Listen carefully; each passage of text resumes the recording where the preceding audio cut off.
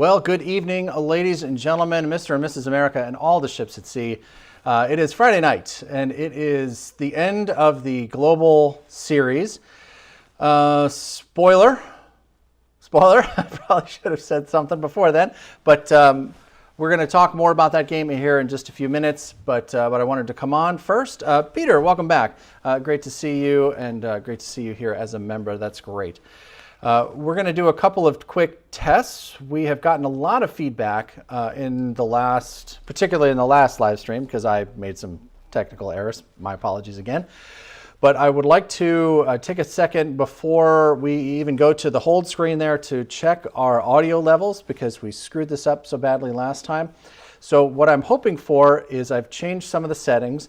There was a setting that basically allowed me to not have this thing in my ear. That wasn't working, apparently. It's because it was taking my audio way down, but leaving the guests where it needed to be. So I was trying to compensate for it, but it wasn't working very well. So what I'd like to do now is, I've been talking now for the last 15 or 20 seconds or so. What I'm hoping for is that your audio volume on your TV, on your phone, on your whatever, is at a comfortable level for you that is hopefully somewhere close to the audio that happens when the YouTube ad comes on. Because that's the level that it's supposed to be at, right? The level that I'm supposed to be broadcasting at is supposed to be the same level as the YouTube ads that are run. In theory, all that's supposed to be the same. So if your audio level is set at about half, or maybe a little bit better than half, and this sounds like the right level, then that means that we are doing something right here. I got a couple of good comments already here.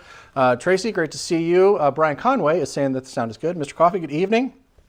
General Hyde is here. Great to see you.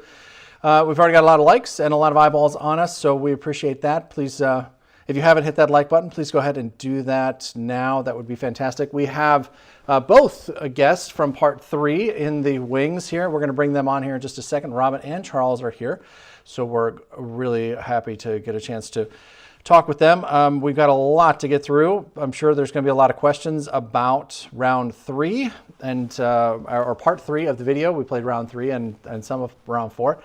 So I'm sure there's going to be a lot of questions about that. We look forward to getting into those very shortly. Patrick, great to see you this evening. Thanks for being here. Greg, great to see you. Excuse me. And then I banged on the microphone. How's the audio? Let me bang on this a little bit more. Sorry. My apologies. I hope it's not too loud now, but we do what we can. All right. Well, one of the things that I mentioned in there, and we'll talk more about this after the break, is Battlefront Dayton was the sponsor of part 3 of this series. We were very happy to take the time to invite everyone to that. Please let us know if you are planning to join us in Dayton on November 7th, 8th, and 9th. For our very first event. We will have so many things going on. It's hard to narrow down, and I'm still working, I guess what I should say is I'm still working on the elevator pitch for it because there's so many things happening. It's really difficult to nail it all down. And we have some announcements that we can share with you tonight about that event. We've got a couple of new sponsors on board, which we're really excited to talk about. So awesome. Of course, the lovely and talented Jamie Blevins is in the moderator role this evening. She's sitting over there, looking cute and doing a great job keeping us on track with the links. And every time Brian Hyde goes on a cursing tirade, she's the one who moderates him down. Not that he's ever done that, but she's ready in case he does. So it'll be fine. She's on the job. Awesome. All right, cool. So I think we'll go to the hold screen now.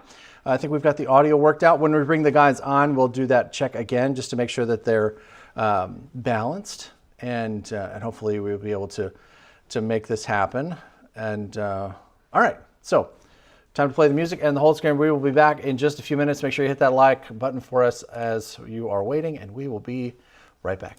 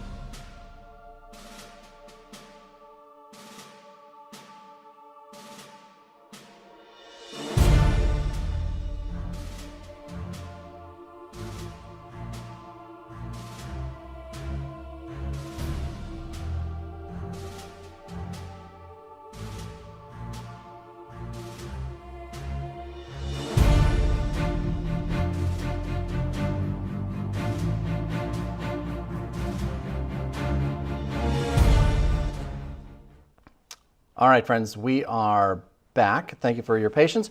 Brian has promised to behave himself, but Jamie is still ever vigilant. And of course, Tracy is there to make sure in case things get out of hand out there. I'm not sure what happens up there in Minnesota. You guys are something else. I don't know what to do with you guys. Dave DeJour is here this evening. Thank you for being here. We're glad to see you. And we are hoping that we're going to see a lot of you at Battlefront Dayton. I wonder, we've got a couple of, like I said, we've got a couple of things that we can announce today.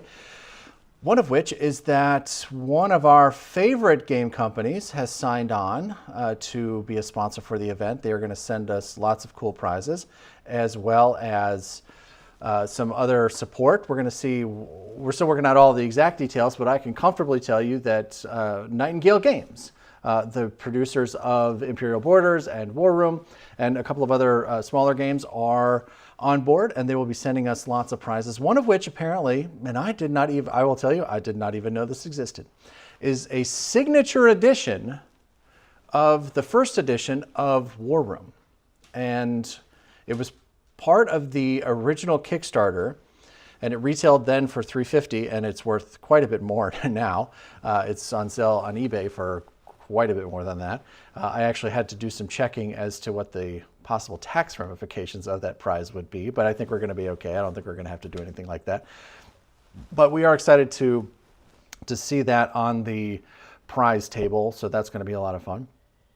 And I don't have any pictures to share yet, but we have made some decisions about the trophies as well, and we're going to have some information about that very soon. They are beautiful, and they are going to be like nothing you've seen before in terms of event trophies. So we're very excited about that. Hopefully we'll have more information about that soon. I think I'll wait until I actually have them in hand to take pictures. I'll take my own pictures rather than just showing you the pictures that I got from the guy who makes them.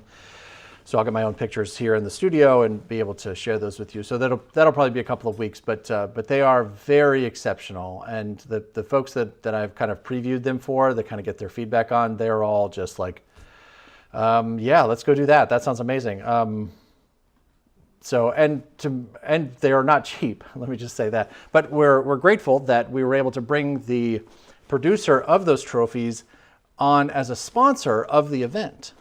So not only did we get them at a reasonable price, not to say that their retail price isn't a reasonable price, they're absolutely beautiful and worth every penny. But when we're buying as many as we're buying, it helps to be able to get some kind of discount. So we made a deal for those, and on top of that, we are going to be getting a discount code from them. So folks that are watching or that admire their work can use our code and be able to buy additional pieces from them in the future for less than their very fair retail price. So we're excited about that. So it's been a very busy week here in Board Game Nation Studios. We've been working hard on that part 3. For anybody that was watching closely, yes, that video published at about 1 o'clock in the morning last night, and I was sitting right here when that happened. So I appreciate everybody that I think there were like 2 or 3 people that happened to be on at 1 o'clock in the morning. That watched it. But what was funny is that when I published it, I thought, you know what, I'm just going to tell everybody that I was tired of being biased towards the Americans, and I wanted to post a video that was in prime time for our Australia, New Zealand friends. And I thought, yeah, that's a good idea. I should do that. And then the very first person that commented was somebody from Australia, which I thought, perfect. That's great. That's awesome. My plan came together. Sure. That's what I'm going to go with. It'll work out. All right. So again, welcome Nightingale Games to Board Game Nation and the support for Battlefront Dayton. We're super excited about that. Thank you to Tom Gale for making that happen. And we're excited about having them on board. And I'll have a lot more information about the trophies in the next week or two. A quick programming note. We're live streaming tonight, obviously. And next week, we will be live streaming quite a bit. We're going to be headed to the spring gathering. Excuse me. We're headed to the spring gathering, which is in Wilder, Kentucky. Greg Smorey puts this event on. It's the same guy who runs the event at Gen Con.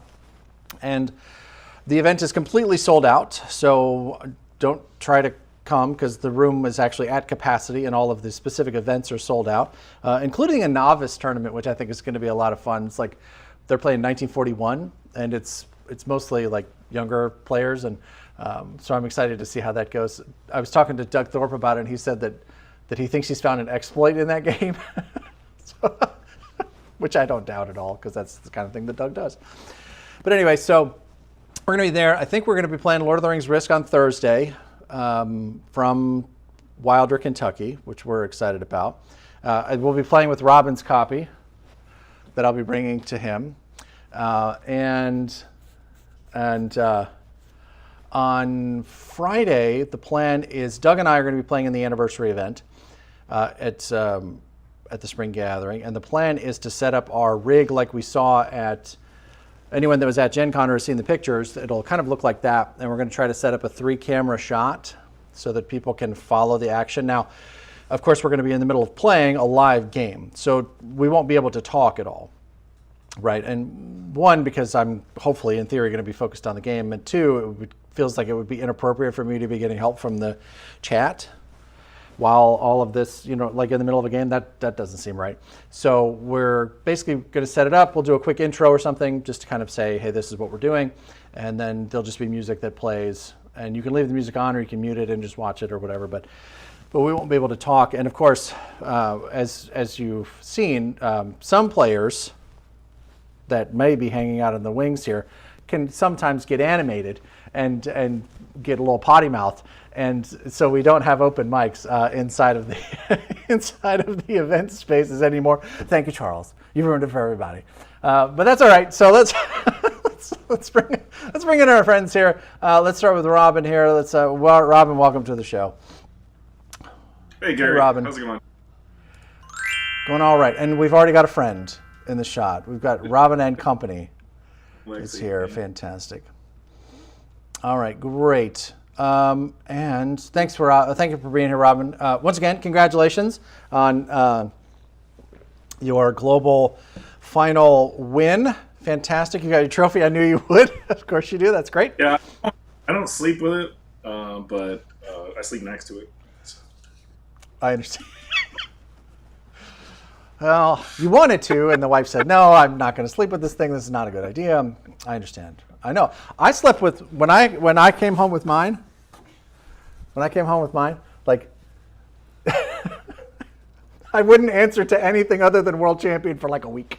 You know how many games of Global 42 I have practiced in order to get to this point? Goodness gracious.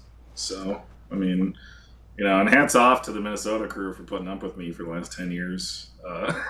Being so obsessed with finding a decent strategy to win this game.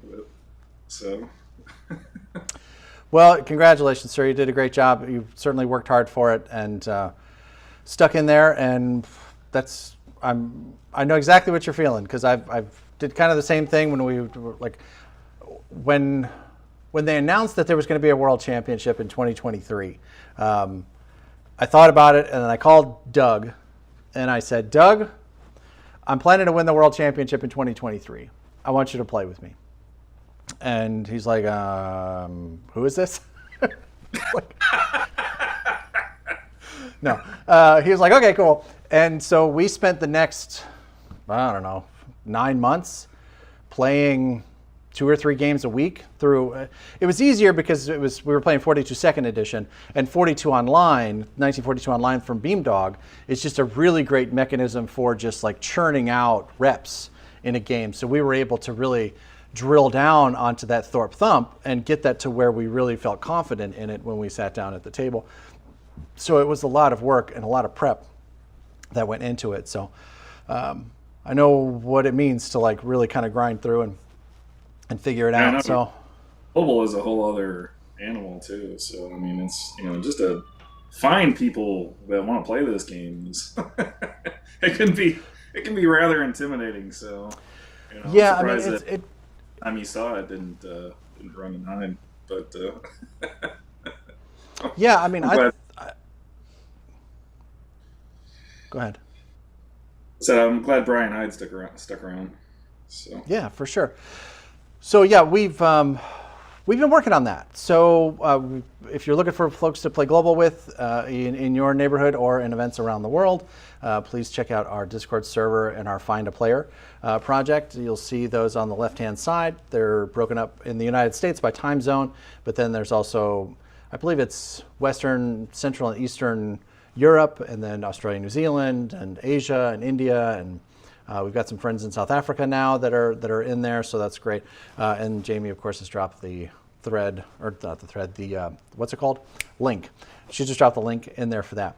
So real quick, before we bring in Charles, I want to do another quick audio check. Are Robin and I at about the same level? He sounds right to me, but I'm hoping that he sounds right to everybody else. So if you can hit us up in the comments and let us know whether or not that sounds about the right balance. This is the thing that we've really struggled with lately, is in the last few live streams, is me balancing to somebody else, right?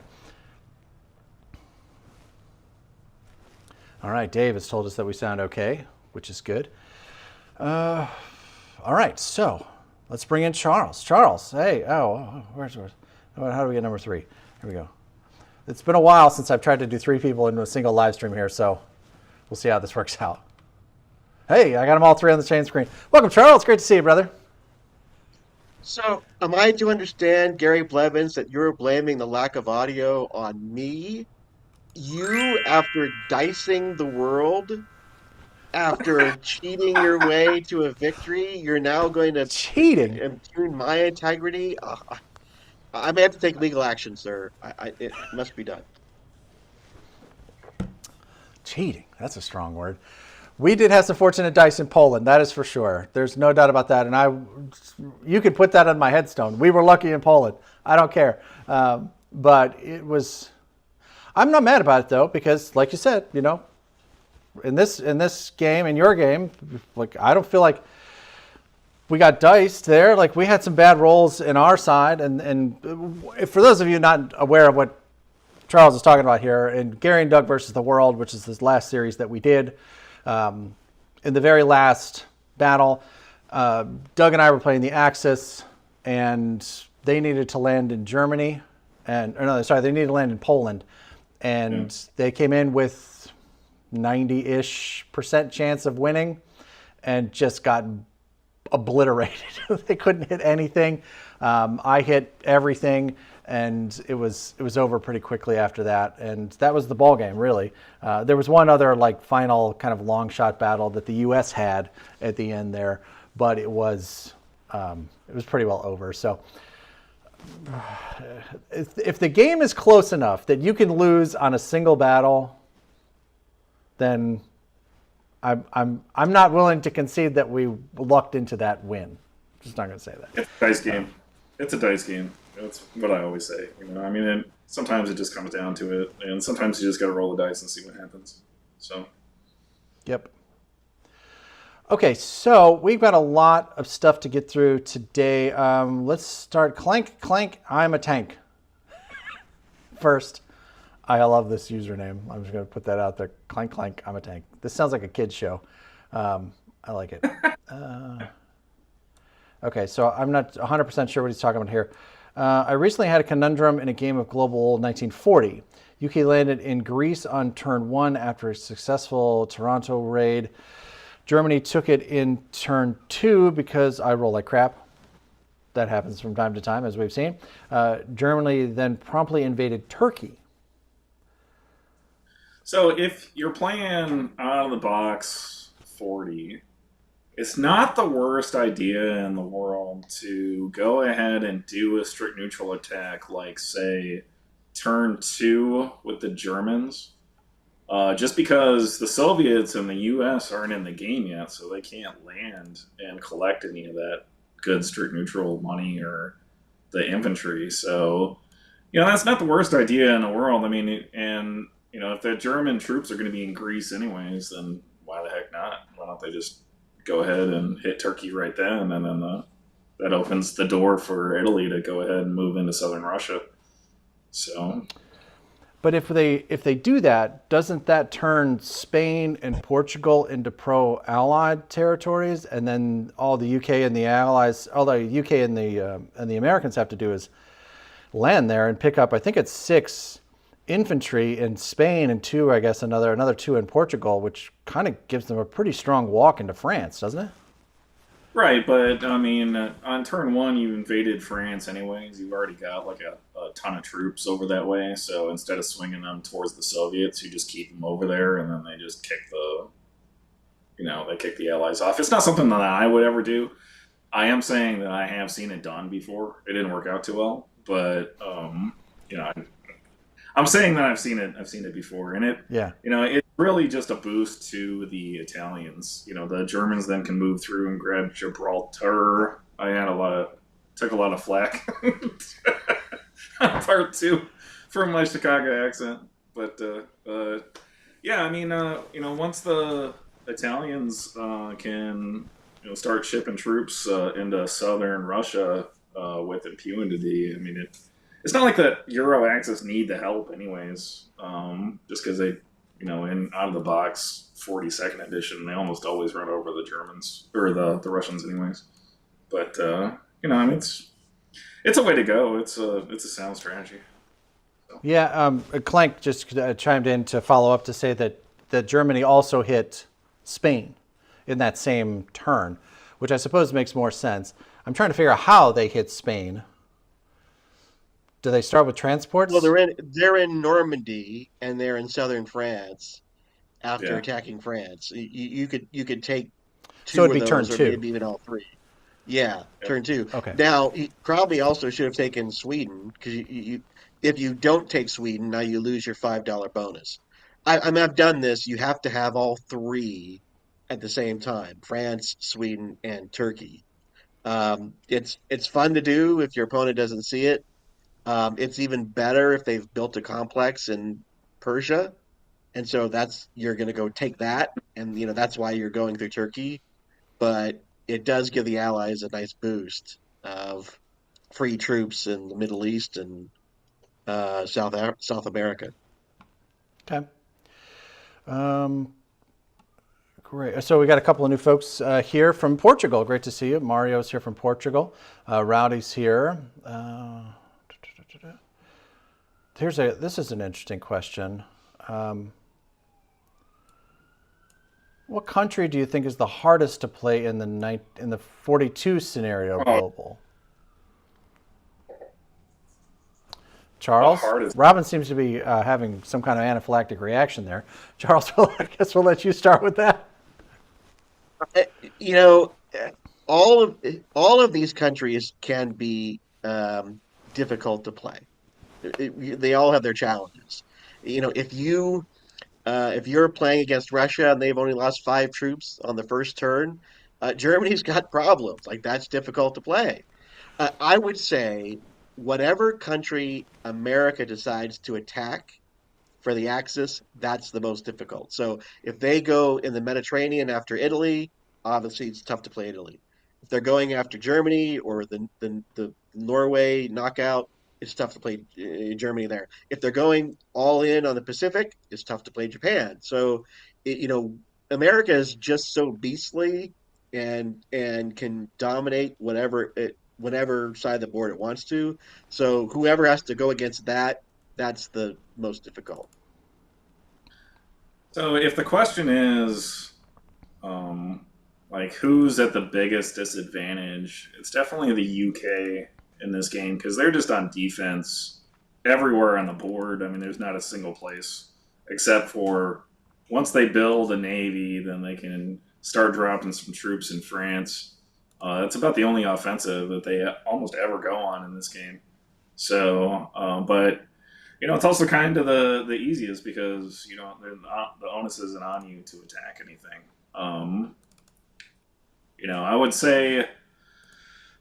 I would say that in Global 42 tournament rules, the pressure on the Japanese to conquer everything is pretty phenomenal. It's huge. That's why the bid almost always goes to Japan.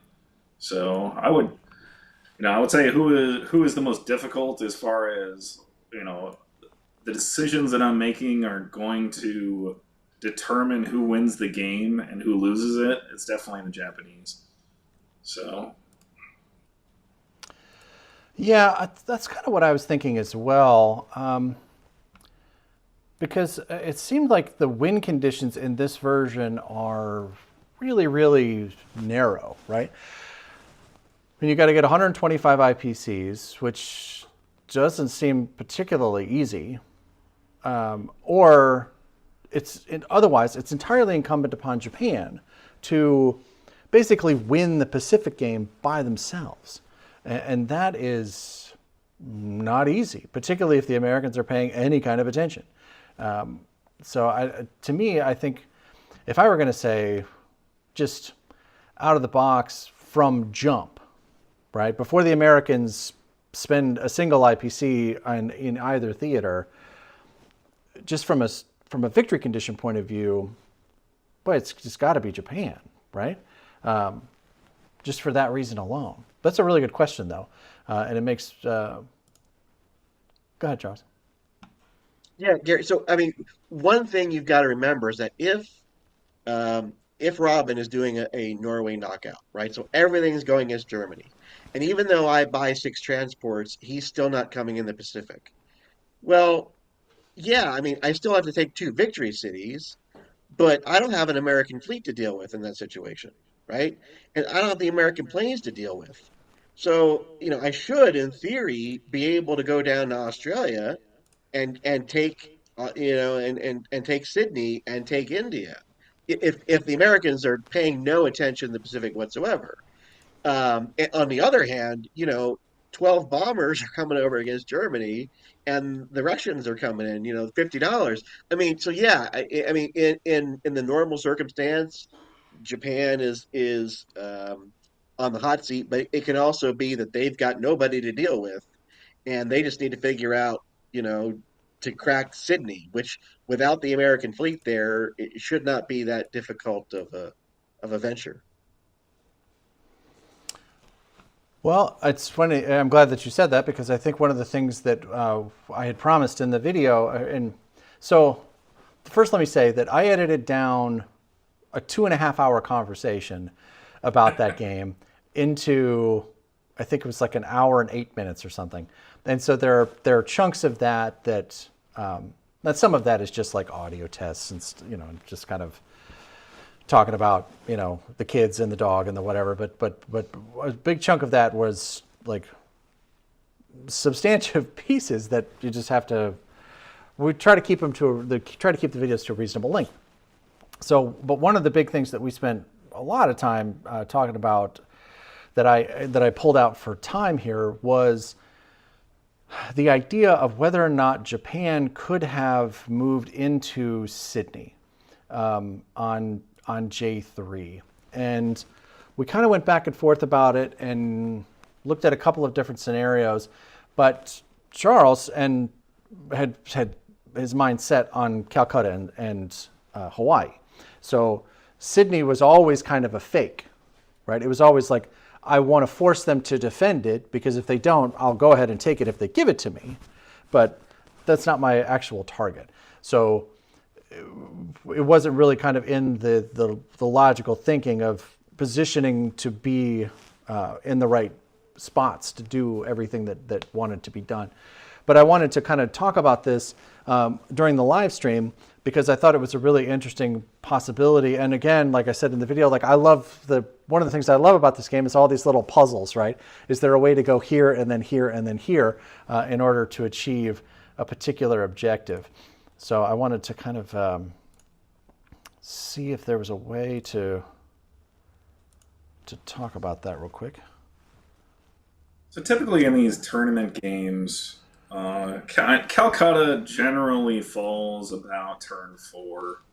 About when they end up attacking. I know it should have waited a turn until turn 5, and we discussed that at length in the video. But if you just give Japan Calcutta turn 4, because the UK fleet, they go and they fight the Italians, and the planes usually go over and hit Iraq on turn 1, that kind of thing. So they don't generally stay there for a fight like we did. And if you give the Japanese Calcutta on turn 4, that gives them a window of about 2 turns. So turn 4, turn 5, maybe turn 6, to grab one of the other victory cities. They start with 4, they take 1, Calcutta, and then they turn around, they got 1 more to take. And they both have their own disadvantages. So if you talk about Hawaii, the U.S. can block. You saw me send my battleship out, and I kept 2 transports out of there. So the U.S. can pretty easily send forces to Midway to block new Japanese transports, because that's the only place that Japan can build them is at that major factory in Tokyo. So the U.S. can block, and then you have to turn around and you have to win the naval battle, which, I grant you, Charles had pretty much had it won turn 3. And then, once I started tossing ships into the Pacific, it got harder and harder. But you have to win the naval battle, and then you have to win the land battle. So, which is not easy because all of the U.S. planes that the U.S. is buying, the entire U.S. Air Force, they can all land there in one turn. They can get all the way from the eastern U.S. So that's the difficulty with Hawaii. It's simultaneously the easiest because you have the most direct route from Tokyo. Because when you put ships down, they can go right in there. Yeah, I'd go the other way. Like I would think of Honolulu as the hardest, for exactly the reasons that you said. You're as close to the flame as you can get. Like the thing that's going to kill you in this game is the Americans, right? Like that's what's going to happen, right? They're going to come in with 17 carriers and 47 fighters, and they're just going to like roll over the joint. But if you're in Sydney or you're in Calcutta, like you're much further away from where that danger is coming from. So let me come down to the map here. Let me see if this will work here. Again, this is the first time I've tried this with 3 people, so hopefully this will work.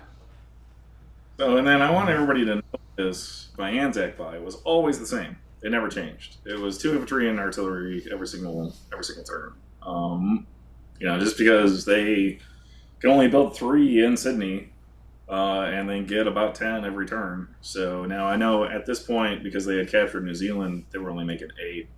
It ends up being 2 mechs. But so the more Anzac troops you can have as the allies, the better, because you have the U.S. planes. I think they start with like 9 planes in the Pacific.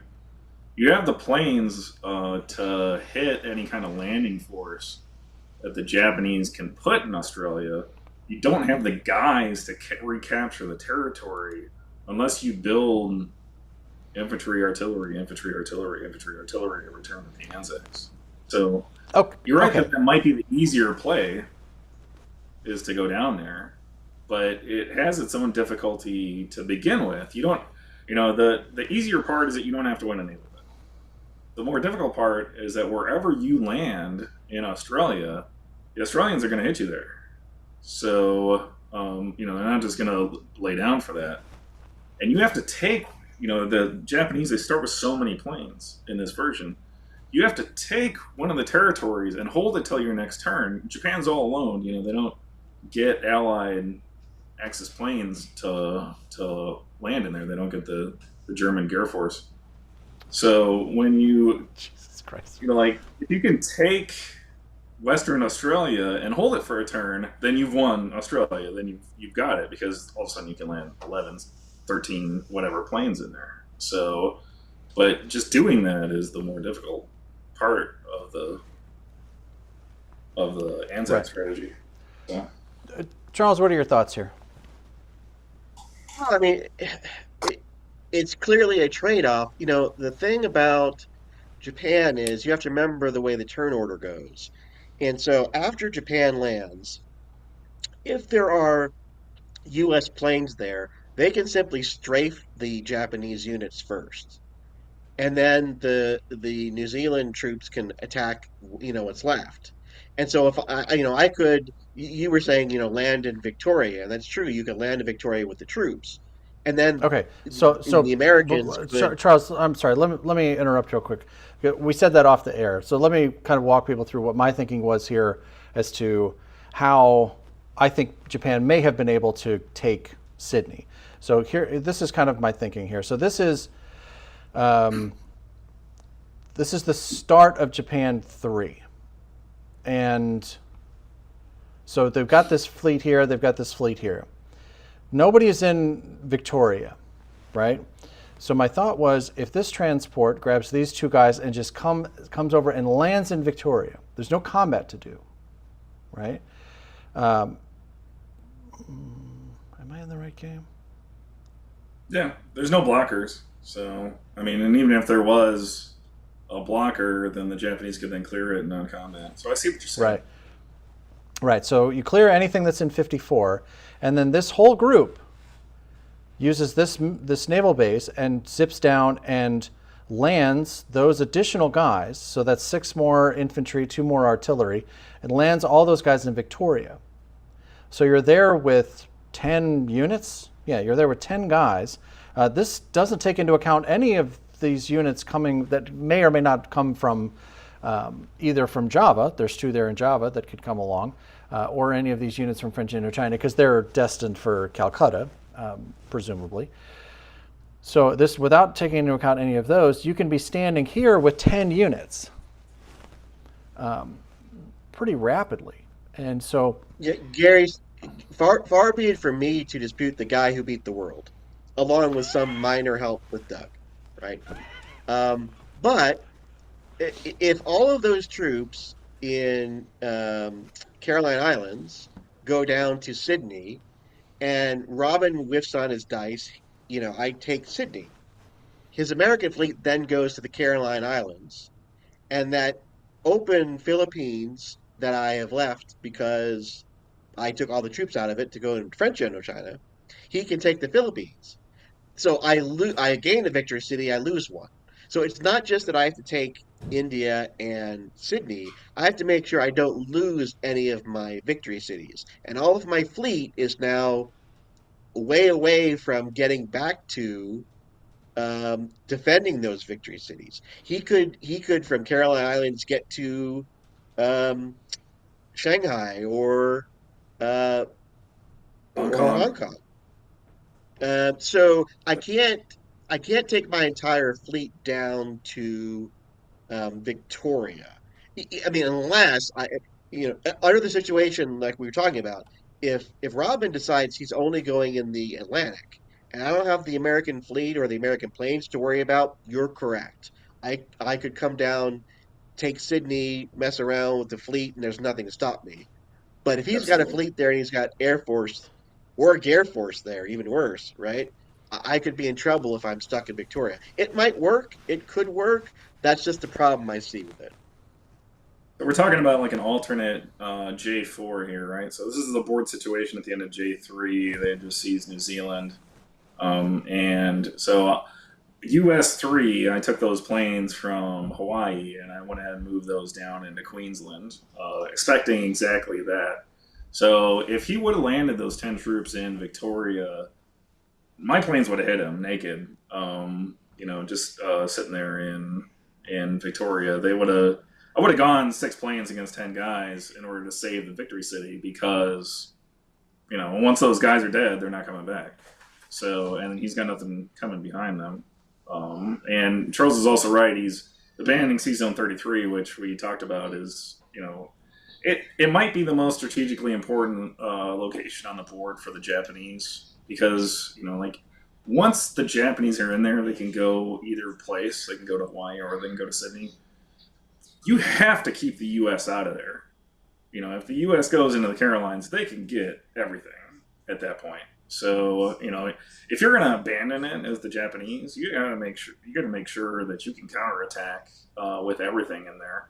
So, and when you go down there to Victoria, there's not a naval base there. So you have to take Sydney in order to grab that naval base, in order to even to get back there. So it's why we usually see them go to New Zealand, just because they have that air base and naval base, and they can get back to Carolines if need be. So it's important. So, but it's a tough nut. Australia's a tough nut to crack. You're building 10 IPCs with Anzac every turn, and if that's the plan, if you're going to Sydney, suddenly you're adding that 10 IPC total to the allies. You're getting those guys involved in the war. Whereas if you're going to Hawaii, the Australians are almost never involved, save one or two aircraft. So Yeah, it's a possibility. I think I would have probably done it if I was Charles in this situation, but I wouldn't have bought 6 transports. So. What I was thinking, Gary, for an Australian move would be on J3.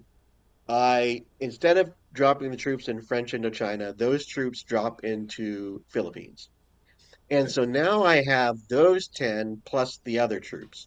And the question would be, what's Robin going to do? If Robin drops all of his planes in Queensland, right? Then, and there's no blockers, I can attack it there. So maybe he doesn't bring that Air Force down, or maybe he places it somewhere else.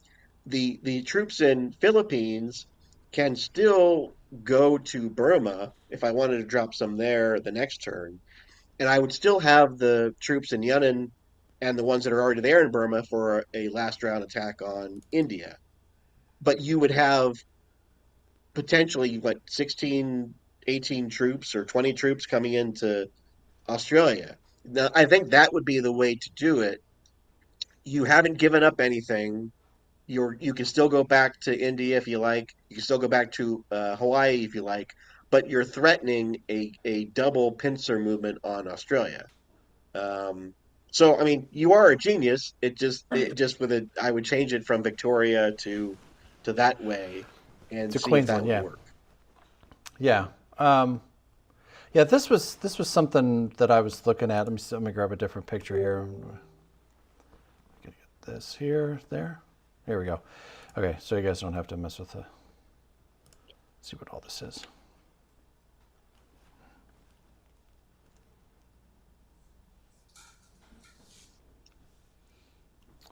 Yeah. So yeah, this is actually. Yeah. Now if we get to this point, this makes a little bit more sense. So the J4 position here is a little bit more. It's more relevant to the conversation here. Right. So let me come back to this. Hey, there we go. Okay, so for those of you who are trying to follow what I'm doing here, this picture is now the wrong way. Oh, that's interesting. I did not know that that was an option. Learning something new here, friends. All right. So this is Japan 4. This is the start of Japan 4. So before they moved up to Midway,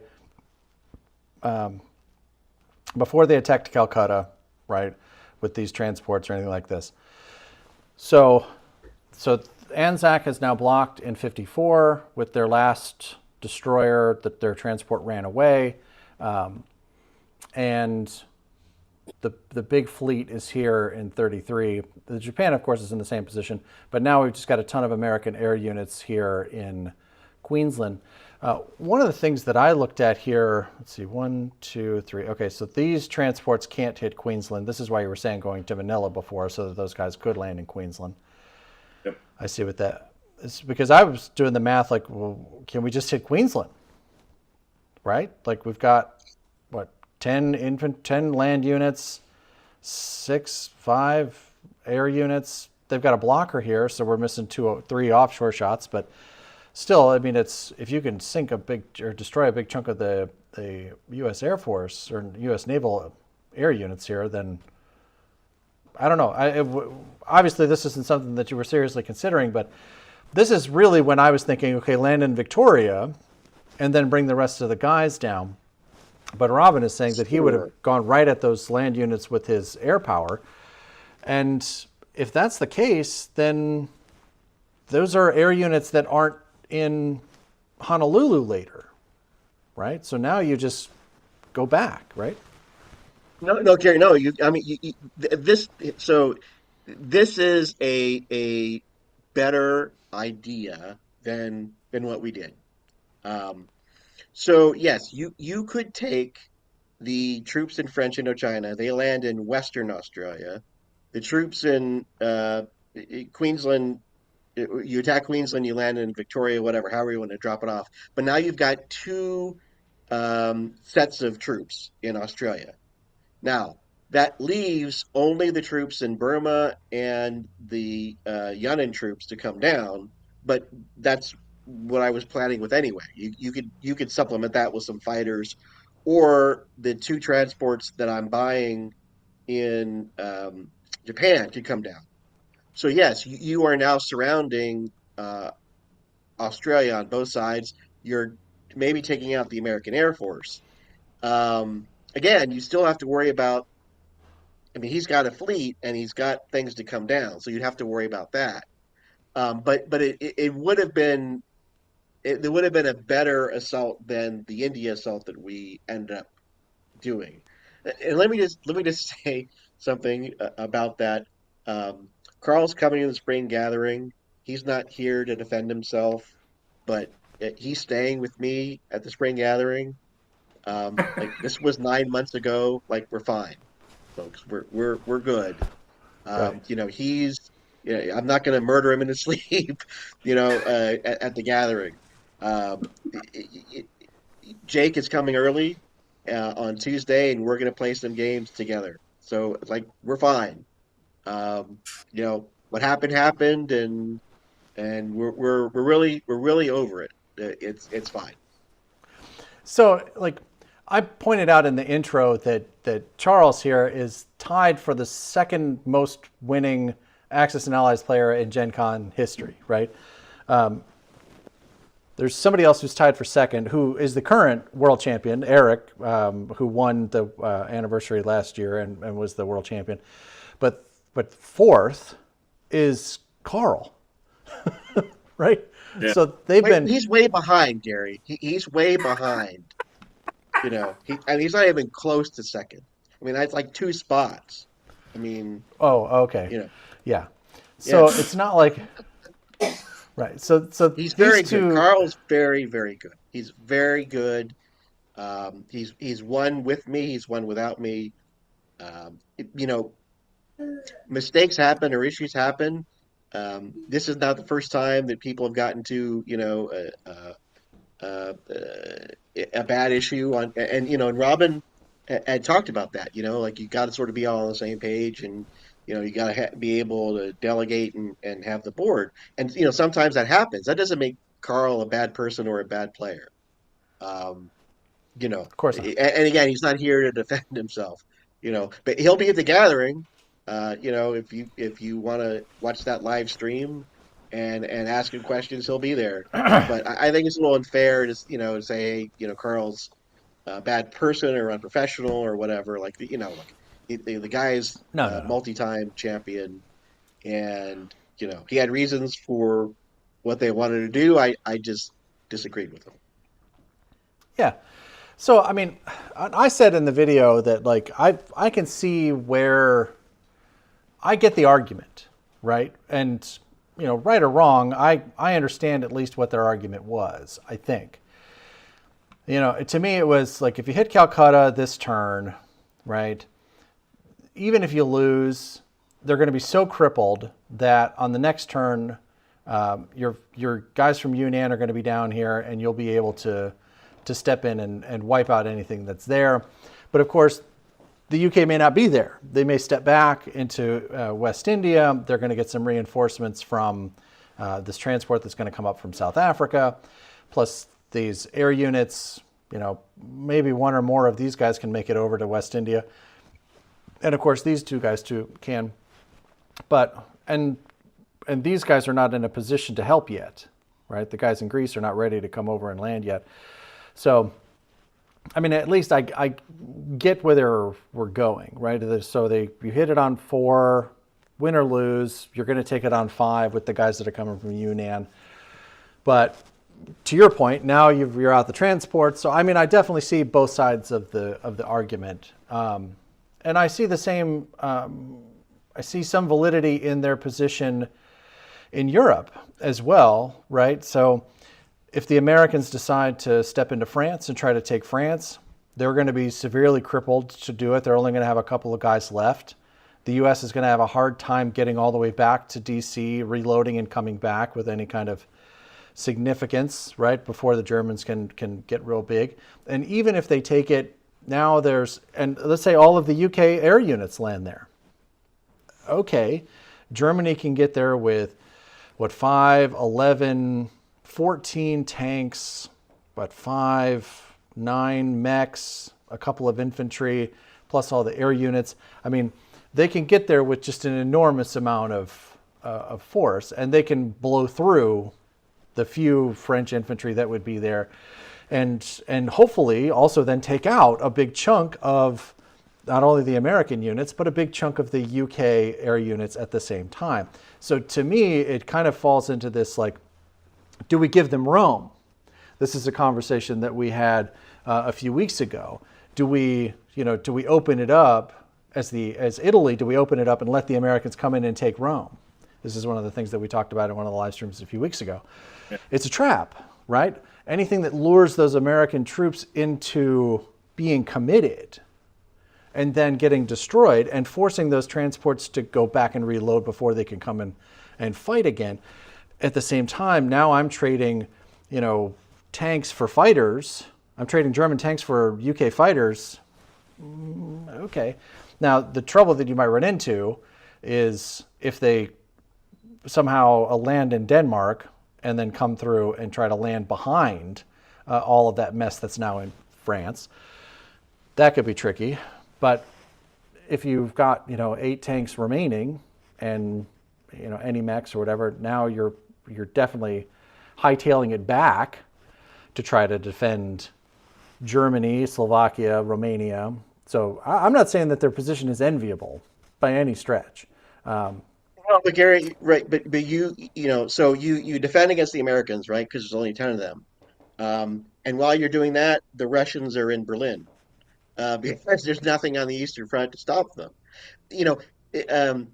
One of the things about taking India, right? Assuming we took India on turn 4, and let's assume I could get West India, and let's assume somehow that the transports weren't dead because Robin decided not to kill them, and I could even take Persia, or I could even get into Iraq. The problem was you're going to lose Poland, you're going to lose Czechoslovakia, you're going to lose Romania, you're going to lose Finland, you're going to lose Norway. There's no amount of points that could be gotten that would offset all of those losses. And so the gain of taking India early doesn't amount to a win because the extra points you get can't help you.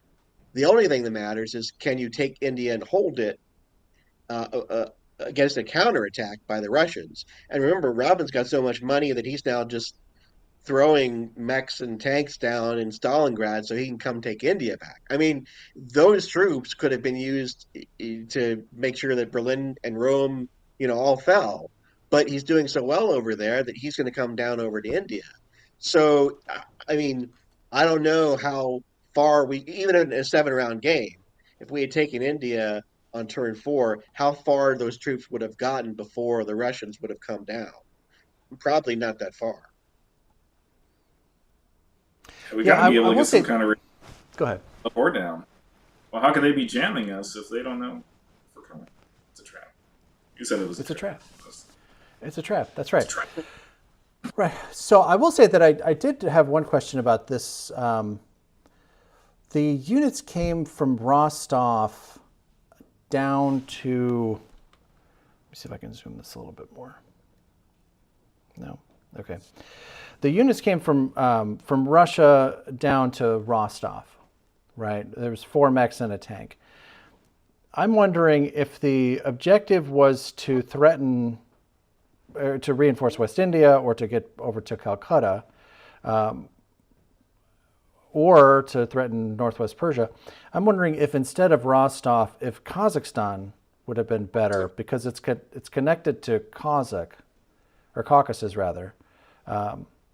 So if it's instead of moving to Rostov, if going through Samaria and then ending in Kazakhstan doesn't provide you with better options than Rostov. I was looking at this and wondering about it. What did you think? I mean, those guys aren't going to be. They're not going to be relevant until turn 7 anyway. So it would have to be a 7-turn game, or under the new tournament rules, it might be relevant. But it was more or less to just because we didn't need them over there. There would have been a bunch of planes headed down there, probably about 3 bombers in Stalingrad on the next turn, and then those guys would have probably all wound up in Northwest Persia, and then they would have marched forward into East Persia, and then on turn 7 they would have had some kind of counterattack on India. It was just we were getting them in position that we could possibly use them on a turn 7 if we had gotten there. So, well, they move here on Russia 4. right. So if it's 4, 5, 5, 6. 6. So we could have gotten a few forces into India maybe on turn 6, but yeah, and maybe accompanied by bombers that were coming behind. We were under the impression this was going to be a 7-turn game. Charles and Carl and Jake, they play pretty fast. Barring 30-minute arguments about India. So that was an anomaly for sure. Okay. But yeah, those. Gary, also, I will say this, Gary. I mean, if you have them closer to China, if it's a 125-point game, right? They're closer to China. Those tanks and mechs could roll in and help take it back, $1 or $2 if it mattered. I mean, this was sort of an afterthought by Robin. Like, he didn't need them. It was already, the game was Hawaii at that point already. He could lose India by a ton and it wouldn't have mattered. But he just, he had so much extra money that what was he going to do? Yeah, you could make it better if you needed to, but of course, if you need to run those troops back to India because you have to save India, then then you might be losing. So what are you doing with the Americans, right? It's sort of like if you don't need them, it's superfluous. It's easy, but if you do need them, then probably those might be used better elsewhere than making a last ditch effort on India. I wish I was in their position, where I could waste a few tanks on a Right. round 7 move. Yeah, I guess my thinking was, and Nathan just made this point, that he was thinking that those Russian units were going to go back to Iraq or Syria. And my thinking is that from Kazakhstan, they are in the same range as Rostov is. So from Kazakhstan, they can get to Szechuan. So this was 4. They could be here for 5. They could be here for 6. That's kind of fun. Yeah. And You're maybe right. Hong Kong for 7. From Kazakhstan, they could get back to Turkey, because we were kind of figuring that the complex and the planes, that was all kind of leading towards a strict neutral attack on Turkey, so that they could get that Italian fleet through and start grabbing Caucasus, stuff like that. So that's one of the things that we were guarding against. That's why, Rostov is a pretty strategic location. You can, get those forces into Bessarabia. You can get them into Western Ukraine, or you can go clear down to Northwest Persia. I think, Kazakhstan might have been better, but at that point, Sure. This is all a bit nitpicky. anyways. Yeah. Here's a good point, though. Something that it was brought up in one of the comments was about, well, why didn't Russia, go harder into China? And so if they do that, right, if Russia takes any Japanese territory, whether it's one they've taken from China, or if they take Manchuria, or they take Korea, that violates the neutrality rule with Mongolia. So normally, what if you're going in a 125 IPC game, right? The Japanese on the last turn will violate the Mongolian neutrality and take Amur and maybe get 1 or 2 other of the Russian territories up north. That immediately turns Mongolian Russian. And so Robin gets all 6 troops in Mongolia to become Russian, except that Russia's already gone, and so it's the last turn of the game. and so they can't do anything. So Japan doesn't usually violate the neutrality till the last turn. Whereas if Russia violates the neutrality early, let's say turn 3 or 4, they take Korea. Well, now I can take all of those Russian territories, and Mongolia will never turn pro-Russian. So if I can take Manchuria and Korea back, which I should be able to, I've got 110 transports at this point. I can now take all of the northern territories and run a tank up there and maybe get 5, 6, or 7 IPCs. That wouldn't have mattered in this game. It could matter if you're counting IPCs. Yeah, I mean, and Russia taking Korea and Manchuria does not get the Russians even a single dollar. So, Manchuria goes to China, and if they go into Korea, that's at a convoy zone. So the Japanese right here are going to roll 4 dice for that convoy, and Russia's not going to make any of it. So it really economically it doesn't make any difference for the Soviets. Korea is really valuable if the U.S. can non-combat a large force in there, build an air base, naval base there, that kind of thing. But that only really happens if the Japanese have made a major mistake and let the U.S. come over from Hawaii. So it's the only time we really see those get invaded. And when that happens, sure, let the Russians come in. But whenever we see Russia take Korea, it just doesn't make any sense. Just because the Japanese are going to convoy that money and the Russians aren't going to make it. So and they're just going to take it back on the next turn. So Yeah, that makes sense. All right, so upstairs. thank you. All right, so Patrick's got a good question here. Have you ever used the factory in Greece as Germany to place transports in the Black Sea and attack southern Russia? Very good question. I have not. I have thought about that many times. I have not done that. So in order to do that, you need to have an air base in Greece, right? And you need to set up for it.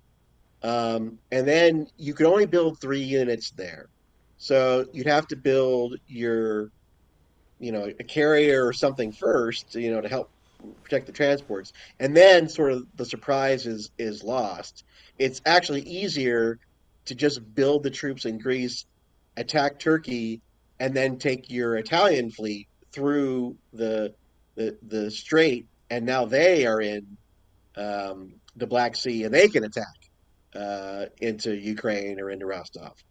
No, I mean it's a thought. It's just that you have to. It requires extra fleet before you could even build the transports to do it. And someone like Robin would see that. You also have to worry about the British planes, attacking that area because they could attack that sea zone and land in Ukraine or land in Rostov, just as well. Um, in this Coming up from particular game, that wouldn't have been an option for us. Certainly, if Robin or anybody else is coming with a kill Germany first strategy, you're really not trying to branch out into Turkey or into Russia. You're trying more to just hold on to what you can for as long as you can. Yeah, it seems like once all of the attention is on Germany, it's it usually doesn't seem to last very long. At least that's been my experience. Axis. Yeah, Germany has $54, Gary. $54. Give them the Italian dollars. That's another 10. And let's give them, a few territories. So they're making 60 something, right? Let's even say 70 because they're doing really well. The US has 73 all by itself. And then you got Russia, and then you got Britain. So Germany and Italy are outnumbered 2 to 1 on income. There's nothing you can do. If America has decided it's going to bomb Germany and drop carriers and drop transports there, there's not much you can do to stop them. They've got a 2 to 1 economic advantage on you. Now witness Yeah, that the would be. firepower fully armed and operational battle station. America's the Death Star in that scenario. I see how it is. This is not so. This is not anniversary. So in anniversary, America can affect the game, but it's only making $40. So there's no crazy bonus system that's going to get them rapidly, to build 6 bombers, 8 bombers in a turn, right? They gotta slowly work their way up. That's not global. Global is a game where whatever target America chooses, that target's going to die, and you have to really stop. You have to play differently. You have to play defensive and just sort of hope your partner can win the game. Because if America's decided that it's going to get into France, it's going to get into France. There's not much you can do about it. And even if you do, even if you slow them down, you leave the Eastern Front. Now the Russians are coming. Right. So this game, all strategy in this game comes down to what the Americans are going to do. So, and the Axis kind of have to guess what the U.S. is going to do, which side they're going to go for. I've declared my intent to always drop turn 1 in the Atlantic. I'm not ever going to change that, I don't think, unless something drastic happens. So, but the question is, do you go for the knockout or do you not go for the knockout? If I can spend 2 turns building in the Atlantic, Germany's dead. And conversely, this is what we saw. Charles made it his mission in life to get me to go into the Pacific, and you mess with the bull, you get the horns. So that's exactly what I did, and it's how we won the game. So it's movie night here on the old Board Game Nation. We get all of our favorite movie quotes in today. I like it. If you kids want to try this at home, and you don't want to play the full game global, just do this. Take the Europe game just by itself. Set up the 42 Europe board, and then just play that out and see how long you last. And it doesn't matter what America does. The blind monkey strategy. They could build a battleship and add a carrier and maybe a transport or two. It doesn't matter what they do, because after 6 turns, Germany's gone. It really there's no way for you to survive that strategy. Try it. You can't do it. But I don't want people to get the impression that this is such an allied bias game. It's unreal. I've seen the Axis win this game so many times, and it usually happens because I made a mistake in the Atlantic and I split the UK fleet away from the US fleet, and then it got wiped out, or they got some great dice in the Pacific and they managed to take Hawaii and I couldn't retake it, that kind of thing. So if you want to see a very close game of Global, it doesn't get any closer than last year's Spring Gathering final between Charles and Carl and Jake, and myself and Mike and Steven. It was the closest game of Global I have ever played in my life, and it came down to a couple of rolls, and we ended up winning it. We had one awful roll in India, and then we had one awesome roll in Hawaii, and then that was the game. So with the right bid, this is a 50-50 game. So, and it can go back and forth, but you're right in that, if you're thinking in this game that Germany's just going to walk all over everybody. Enough, guys, out. Come on, out. If you can't be quiet, you got to get out.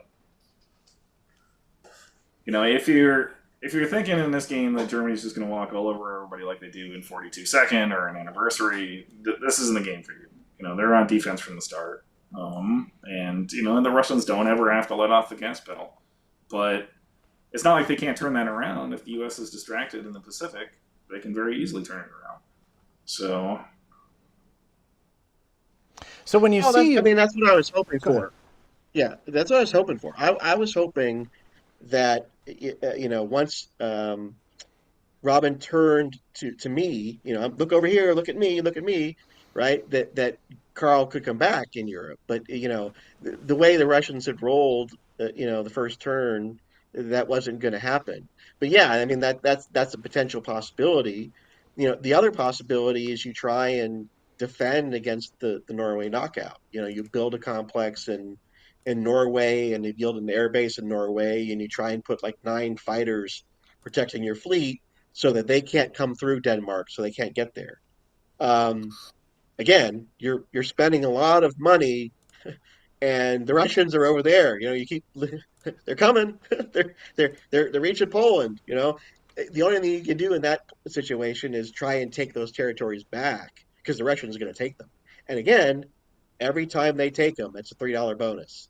Three for Yeah, Poland, three that's for Finland, three for uh, Czechoslovakia. I mean, it's overwhelming how much money they can really make.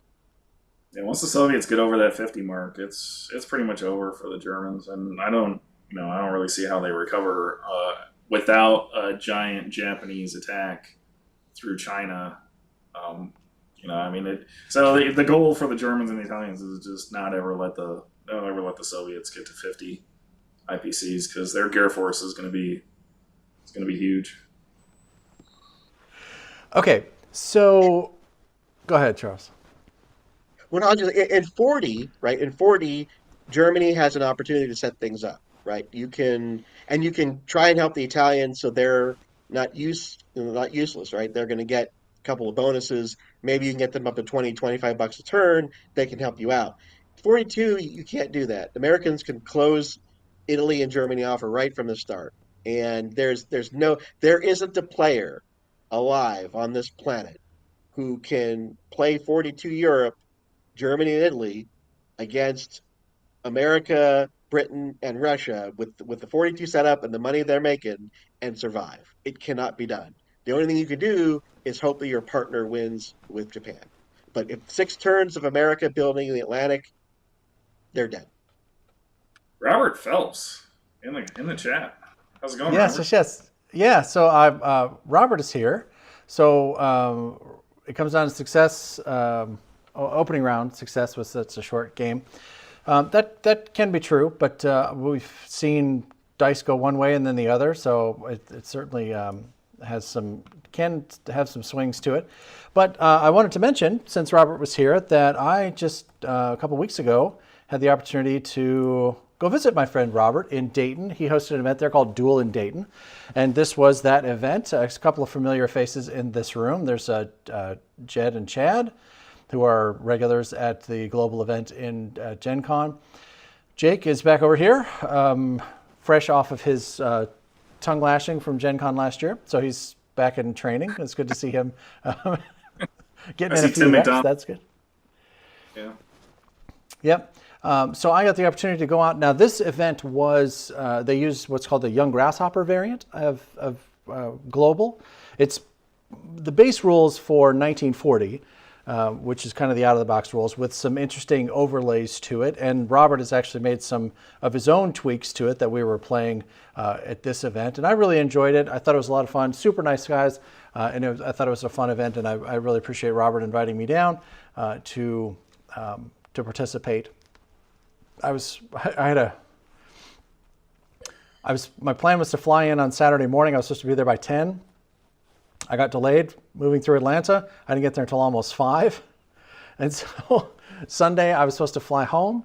I was supposed to fly home at like 5. I didn't get home until like 2 o'clock in the morning. So it was a really rough travel. But the time that I was actually on the ground in Dayton was a lot of fun.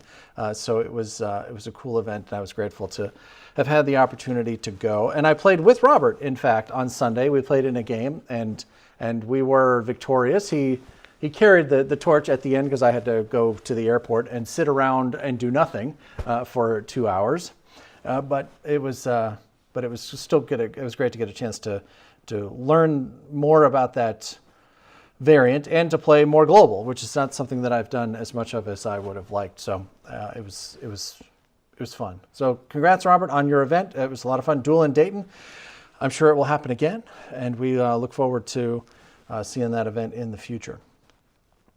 Yeah, Robert beat us in the semis in the global championship in 2023.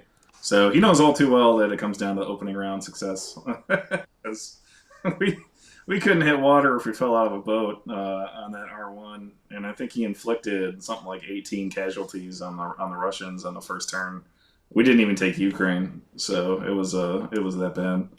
So, and that that completely flips the script in Eastern Europe. Suddenly, it's the Germans on offense. So, Yeah, So Gary, Robert's a good player. I'll agree with that.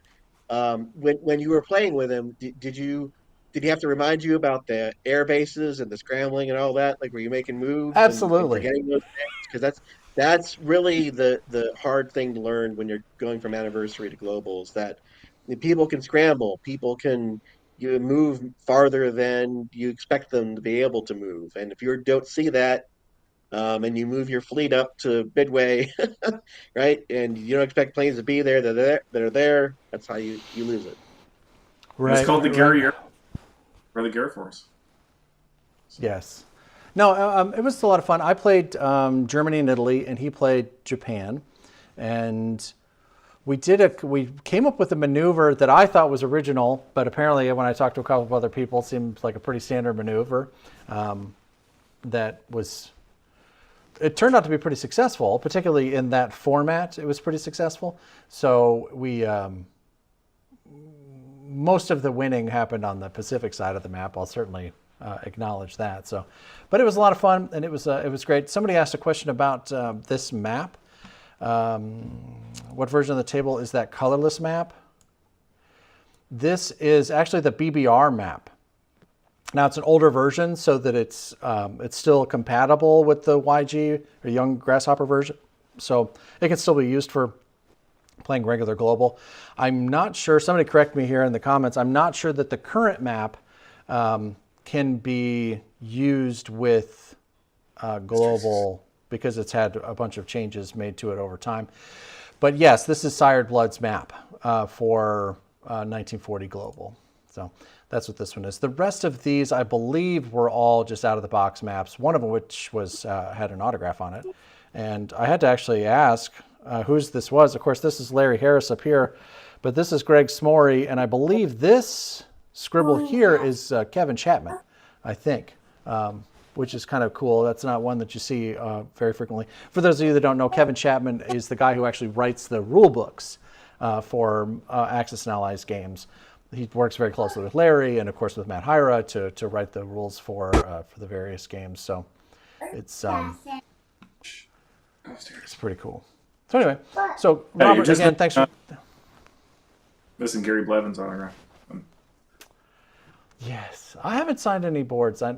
So one, I don't know if you saw it there. Robert or Rick Purnell asked me. So it was actually kind of funny because I walked in and I was late. I was later than I wanted to be. Most of the games were more than halfway through, but I kind of rolled in with my my suitcase, and I was just kind of coming in from the airport, and I'm not in the room like 3 minutes. And here comes Rick Purnell asking me for my autograph, right? And I thought, oh, that's funny, because I was just talking about it in the live stream the night before that, like, no one's asked me for my autograph in person before. And not like 12 hours later, here's somebody asking me for my autograph.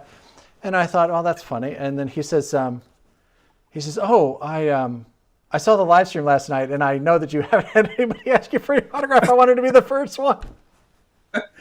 So this was very kind. So there it is, and so we got a quick picture of it, and there it is. So if I'm ever famous enough for it to matter, that, by the way, is the first in-person autograph. It's on some folder. I don't have any idea, but anyway. The worst idea in the world for Renegade to set that up at their booth in the vendor hall at Gen Con, whoever the tournament winners are for the World and Global Championships, to go over there and sign people's games. So, but I think we should have 100, maybe 500 headshots of Gary Blevins, and we'll just have you sign them at the spring gathering. And then if you win the World Championship this year, right, then we can make a little money off that. I mean, you won't give me my Gare Force polo or my Gare Force t-shirt. The least you can do is sign a few 1,000 or so headshots, and we can make some It was 500 money a off second your signature ago. that way. Wait, I've got to win the world championship again? I already won it. I won the first one. Yeah. That could be a fluke, right? Twice is a pattern. Once is a fluke. We Twice beat is a the pattern. world. Right, Robin? I mean, yeah, you got to prove yourself. We What beat I the need- world in what I need- what must be the hardest format ever played in Axis and Allies. What I What need have is you done for somebody me lately, Gary? acrobatic aviation above the convention center at in Indianapolis with a sign on the back that says Gear Force One. That's what. I've created a monster. There you go. Thank you, Dave. Gary isn't Kasparov yet. That's right. I'm not Kasparov, but I appreciate the. But we did win the. I have to tell you, like, I don't have to, but I'm going to. I think that the way that Doug and I set up Gary and Doug versus the world, like, after kind of thinking about how that was going to go, and even after like the first turn or two, I thought, man, there's no way we're going to win, because like we're playing against like the best players in the game, and they're talking with each other and planning and then voting and having this whole thing. And it's like, it's just me and Doug, and we're getting the orders in, executing those orders on camera, and then immediately spewing everything that we are talking about to each other so that everyone can hear what our plans are. We're going to be here on turn 5. We're going to be here on turn 4, whatever. And then immediately executing that without any additional outside help. That's really hard while running all this tech. Yeah. Right? Like, Who frickety who? Look, Jesus, the world had to deal with 5 commanders who had 5 separate orders. They went in the Pacific, then they went in the Atlantic, then they moved back. Plus, we had some guy rolling dice for the world who was just terrible. I mean, couldn't hit a thing. I mean, we were handicapped. If you really want, we were handicapped. I don't know what to say. The world got hosed. And I never complain about dice. So take it from me, ladies and gentlemen, the world got hosed.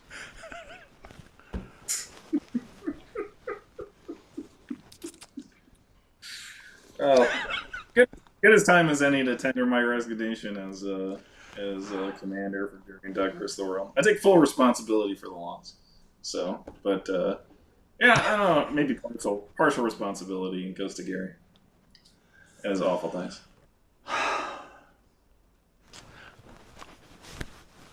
so if you're enjoying the roasting of Gary this evening, please take a second and hit that like button for us. We've got lots of folks watching, and we appreciate you guys being here.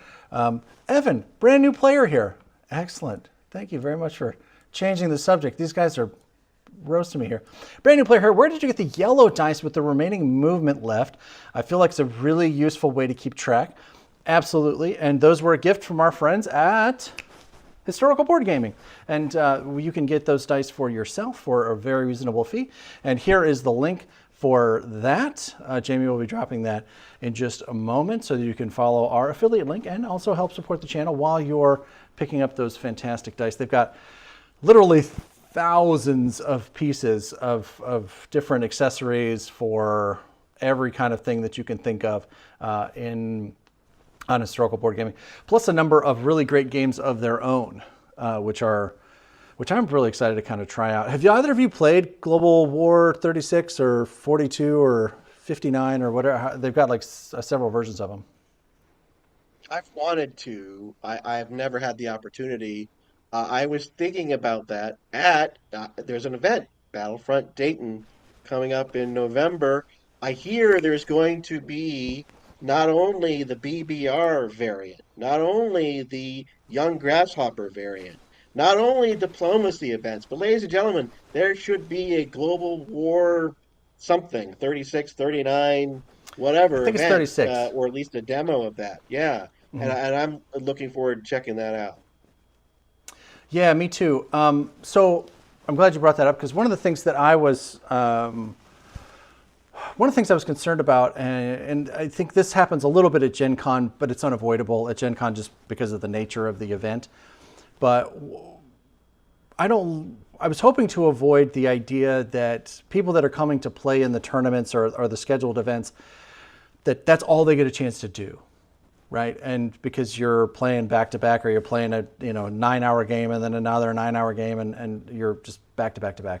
Or more accurately, in 42 or anniversary, you're playing a 5-hour game, you get an hour break, and then you play another 5-hour game, or 6-hour and 6-hour games. So one of the things that I want to do is is to have no more than one round of tournament play on each day, Friday, Saturday, Sunday.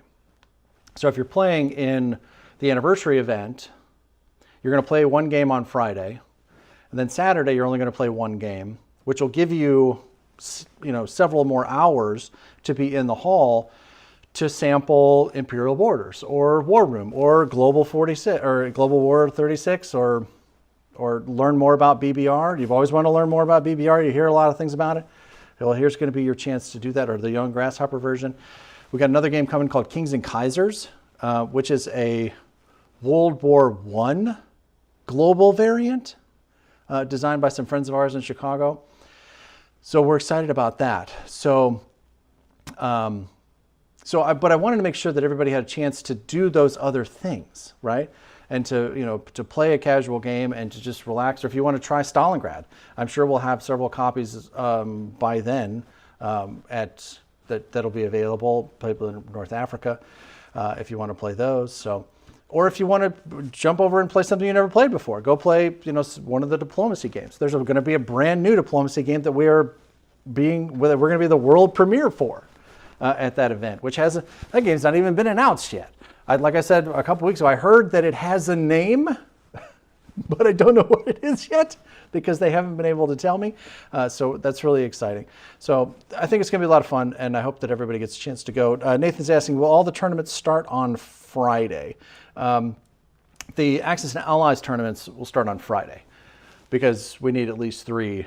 I'm hoping for 3 rounds of each of the games. But the diplomacy events start on Friday. Excuse me, the diplomacy events start on Saturday. They're going to be 2 days. So folks will come in, most will come in Friday night, and then they'll play 2 games on Saturday. I think they're going to play Diplomacy and Heir of Empire on Saturday, so they'll have 2 games that day. And then Sunday, they're playing the new game. So, and then we'll have awards and all that kind of stuff that evening. So after all of the events have wrapped up.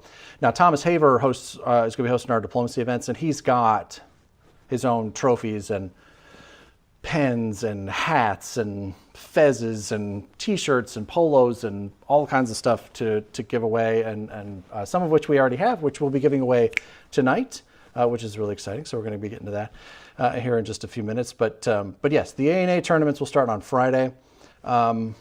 I don't know exactly what time. Do what? So Tom, been in communication with Tom, and he's ready to reveal that the new diplomacy game is a Gear Force One themed diplomacy game. So it might be. Well, that is exciting. Maybe I'll get my cut. You guys are too much for me. I can't even do it. But if there's no merchandise, how are you going to get your cut? You gotta promote. You gotta be on a T-shirt or a mug or something. Okay. Hello. The whole family's in on the. Now it's Robin's turn to get harassed by everybody else. That's awesome. Oh boy, they're just everywhere. Diplomacy with strategic bombing. If we could bring him to the spring gathering and have him do this while Robin's playing, I think that would be a fantastic idea. I'm all for it. Thanks for trying to sabotage me, Charles. Well, our son's still in school, unfortunately, so. Yeah. Hi. That's right. We'll have him in the novice tournament soon enough. I mentioned it in the opening. Greg's hosting a 1941 event that's going to be, I think it's going to be cool. I like seeing the younger folks play and get a chance to make sure that there's another generation to replace us after all of us are long gone. So awesome. All right. I only wish, I only wish that they had had more money in that version. Um, because you can't buy any of the big um, ships or anything because all the income in 41 is pretty low. I think like Russia has like $7 or something, $7 or $8, Oh yeah, yeah, yeah. and 1941. Yeah, yeah. yeah, so you have all these pieces, right, that you can't really utilize because you don't have enough money to do it. I would have hoped I would have seen like a more money into the game, and so let the people buy a carrier, let them buy a battleship, let them have more fun, but the money restriction sort of prevents that from happening. Yeah, it's really interesting because the Russians, I think you're right. I think they're making 7 IPCs at the start of the game, but infantry still costs 3, right? So it's like it severely limits the number of pieces that are going to be entering combat. I've played it once or twice, and just to kind of like move the pieces around and see what it was going to be like. And Doug says Doug says he's found an exploit for it, and I can totally see that because there's so few pieces that if you make just the right purchase one place or the other, that like you can run it over. And never mind a bid. I don't think they're going to bid in that game. Like, can you imagine like a bid of 6 in that game? Like you're doubling the size of the German forces, right? Like it's just like it's crazy. So, but it's a fun game, and it's good to kind of get people to understand combat, non-combat, or combat move, conduct combat, non-combat, and all that kind of stuff. So, are we ready to announce the Lord of the Rings Risk World Championships at Spring Gathering? No. Next week. No. I am. I don't know. I don't know if there is such a thing. I should Google it and find out like if there's any kind of organized play for Lord of the Rings Risk. I know there's a ton of organized play for Risk. Most of it's digital. There's not, as far as I know, there isn't. Maybe somebody out there knows. Is there an in-person Risk community? If there is, let's see if we can get them at Battlefront Dayton. We'll add a whole nother section. But, by the way, the room that we have is Sauron huge. Can Sauron build some tanks that we can roll out of Mordor? Because I think that's very important. I don't think the elves with their bows can get through that armor. So I'm like 2 or 3 tanks is like enough, right? Yeah. And then you build like a Gare Force plane, right? So Sauron has like air superiority. I think the game's over. Yeah, now, the that may be an Gondor, exploit, but Gondor Air Force. So the beacons are lit. The Gare Force comes to aid.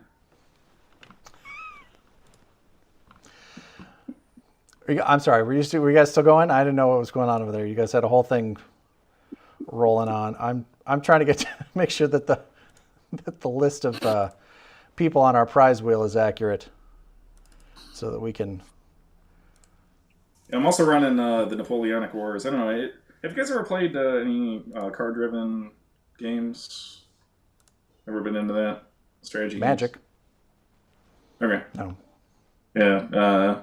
Napoleonic Wars is a great game. I actually met the developer of the game, Fred Schachter, when I was living out in Seattle, it's some of the best strategy games, but there's a lot of stabbing each other in the back kind of play style. So it's a lot different from Axis and Allies, in that there's 2 teams and you like win or lose as a team. You always win or lose individually in these games. So. Okay. Yeah, so I'm looking forward to Spring Gathering. So I'm gonna right off the bat, I'm gonna tell everybody this is our first attempt at an on-location live stream. Right. So patience. Patience as we try to work through this. The other thing that's going to make it a little tricky is I'm not sure exactly what time the rounds are going to start. So I'm not sure what time a live stream will begin. So, and if Doug and I get eliminated in round 1, which could happen because we're supposed to start Friday morning at 8:30, and I don't play that well that early in the morning. So And of course, because we're doing the live stream, like I'll need to be there well before that to make sure that everybody has a chance to, so that I've got a chance to make sure all the stuff is working before we, actually get the game started. So I will say the only thing that I'm worried about, and I don't know, maybe you guys have some thoughts about this. The only thing that I'm really worried about with this is, like, if we get, I don't know who we're going to be paired with, right? And if you sat down and you got paired with Gary and Doug, and you weren't Robin and Charles, right? And you maybe were a little more camera shy, would you not want to play? Like, that's my concern with this. Like, I never want anybody to feel like I don't want like the big rig around a table and the cameras or lights or whatever to deter anyone from feeling comfortable playing at an event or in a game or anything like that. I don't know. Am I just overthinking this, or what do you guys think? Well, just watching the raw footage from Gen Con, I mean, it was very rare to see one of us actually on the camera, only when we were kind of reaching across the board for something. So, I don't think it's a big deal because, people, they don't need to be interviewed or whatever after the game, right? So you just need to show the game itself, and as long as you're focused on the table, it shouldn't be an issue. So Yeah, there's no footage of me in the fetal position after losing India. So I think that was great. One thing I will say, the spring gathering, it's a little small area, right? And the table's going to be close together. So and I don't know if you were planning on doing the live stream or the setup in that ante room where you when the one year, Gary, you came down to spring gathering and you were recording there. Maybe that would be a little bit better place because that room you're going to be back to back to back with players, and so if you're surrounding your table with like the camera and the system, that might be a little cramped for you. Well, so the rig that we're bringing is the same rig that we had at Gen Con. So there's nothing on the floor, everything's battery powered, it's all just up above. Now, I will have a small table that like my computer will sit on because I have to actually like set up, and like the cameras have to, at Gen Con, everything is just recorded. And then we move the memory and the videos into editing software, and we spend months like working through all of that. In a live stream, like all of that, all the feeds from the cameras are going to be coming into the computer and then going out to the internet as they are now. It's just one camera for me right now. But I need to be able to have that in front of me so that I can make sure that everything is still working. I'm not planning to, like I said, I can't be in the chat because I'm trying to play the game, but trying to get all of the details of it done. And I did think about being in that other room because if we can be in that room and we can stay in that room the entire weekend, then we can have audio. Because the trick about having an open mic in a big giant room, one is the noise is impossible to deal with, right? There's just 47 people talking, and it just, on a microphone, it just comes across as noise, right? But if you're in an enclosed room and everyone in that room knows, and there's signs on the doors that if you walk into this room, you're being recorded, right? Or being broadcast from this room, then that's something different than just like opening a mic in the middle of a room and starting to live stream from the room, right? That's not cool. Right. So it's possible, but I don't know if we have 24/7 access to that room or 24-hour access to that room for the entirety of the stay. I think so. I mean, Smorgy leaves his stuff in there, so but but not the boardroom. You're talking about the boardroom. I'm talking about the boardroom, yeah. But you don't. We should. I don't know. That'd be a question for Smorgy. So obviously, to everybody watching, obviously there's some logistics for this that I'm going to need to work out over the next 7 days or so. But ideally, like what you're describing is absolutely the best case scenario. That Thursday night I come in and set up the Lord of the Rings Risk live stream, and that's the setup for the rest of the weekend. Yeah. Right, and then for as long as Doug and I are still playing in the event, we just stay at that table. Everybody comes to us, right? So we don't rotate around. And then if we get eliminated, then 2 other groups come in there and play. And presumably, hopefully, we'd be able to get the final. But again, I worry about making anybody uncomfortable, and I don't know. We'll have to play it by ear. But Patrick is asking if the entire Global 42 tournament will be live streamed this spring Gen Con. So can you make that happen, Gary? All Global 42 games at Gen Con live streamed? no. I hope not. No.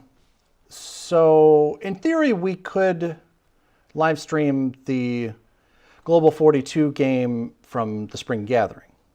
In Right. theory, we could do that. It would be hard because it's a 9-hour game and it's a lot of equipment to make a run for that long. It's possible, but it is challenging. Not impossible. Black sheep of the Axis and Alliance family, because it takes so long to play this game, and it's awful intimidating when people look at it. So I would not, I want to say thank you in particular, Gary, for doing this, just because it's kind of brought a lot more attention to the version that I know Charles and I are really fanatic about. There's this group of players, and we're all, including Robert Phelps, that we're all really crazy about playing global. It's the first kind of national exposure we're giving the game. So, and I wanted to say thank you for that.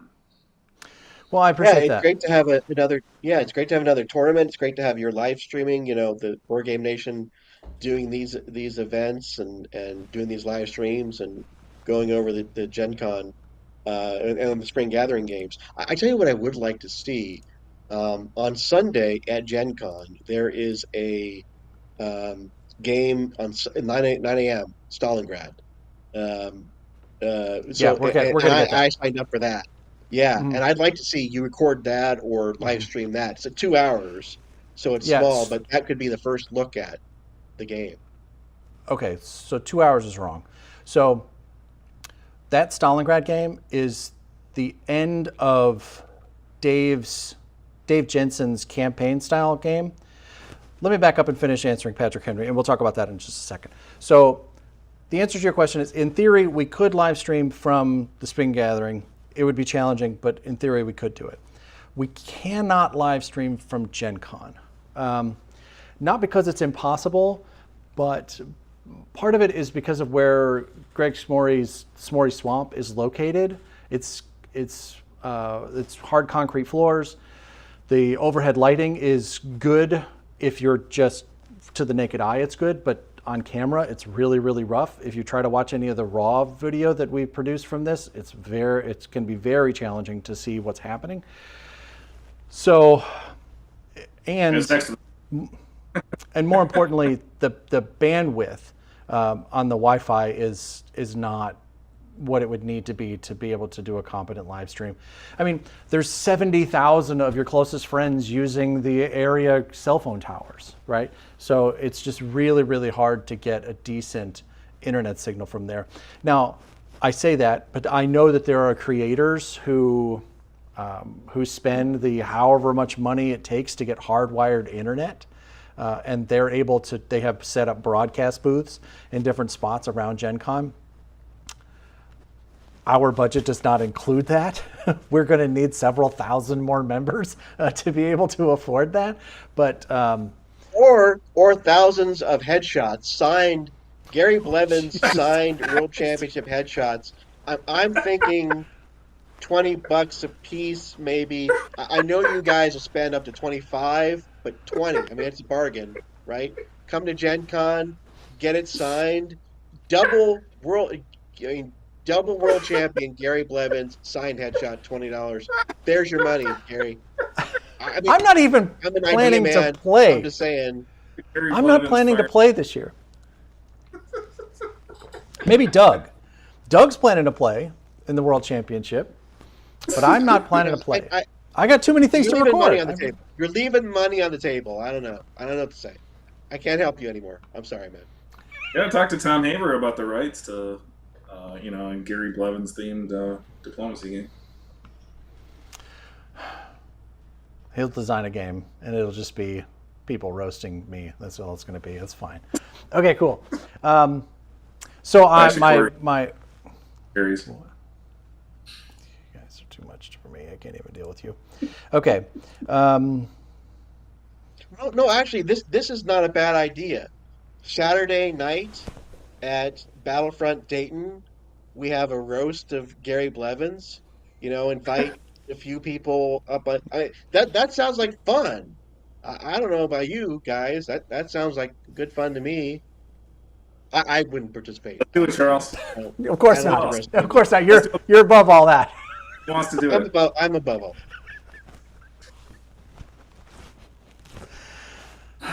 Good God. No, it's fine. Oh. Sure, whatever. I will never get in the way of a good show. Let me say that. All right, Jake. But I do have. Yes. Make the Gary Blevins 2026 calendars. They'll sell. Gary Blevins Fireman's Calendar. Oh Lord. One in a fireman's uniform, one with a pilot with a Air Force behind you, one with did like you a see me Lord as of the Cobra Rings Commander? car on. Yeah. I mean, yeah. I still have that jacket. Again. Nice. Yeah. There you go. No, we're not going to do that. You guys are too much. But I tell you what we will do. What? One of the is like the Imperial Emperor. You fire at will, Yes. Commander. That's it. Thank you, Jamie. You kids are too much.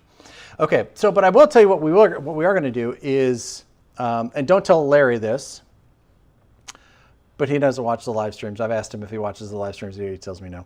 So I'm going to tell you this. So one of the things that we're going to do for Larry, because he's making this this pretty rare appearance. Like Larry doesn't come out to conventions very often, and the fact that he's willing to come out to our very first event to support what we're doing, I'm just super honored by that, and I think that's exceptionally cool.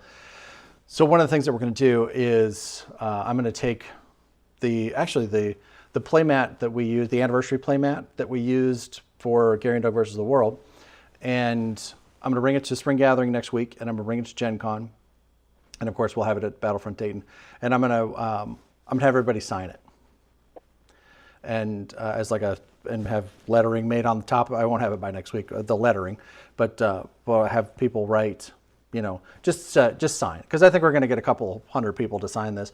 Plus, because we're going to be at Gen Con with it, we'll get the folks from Renegade to sign it. So I think it'd be cool to have like Scott Gata, who's the CEO of Renegade, Matt Hyra sign it, and kind of get these, and of course Greg and Mike Davis and all the guys at Gen Con. I just think it'd be very cool because this is a dude who created a thing that we've all just I've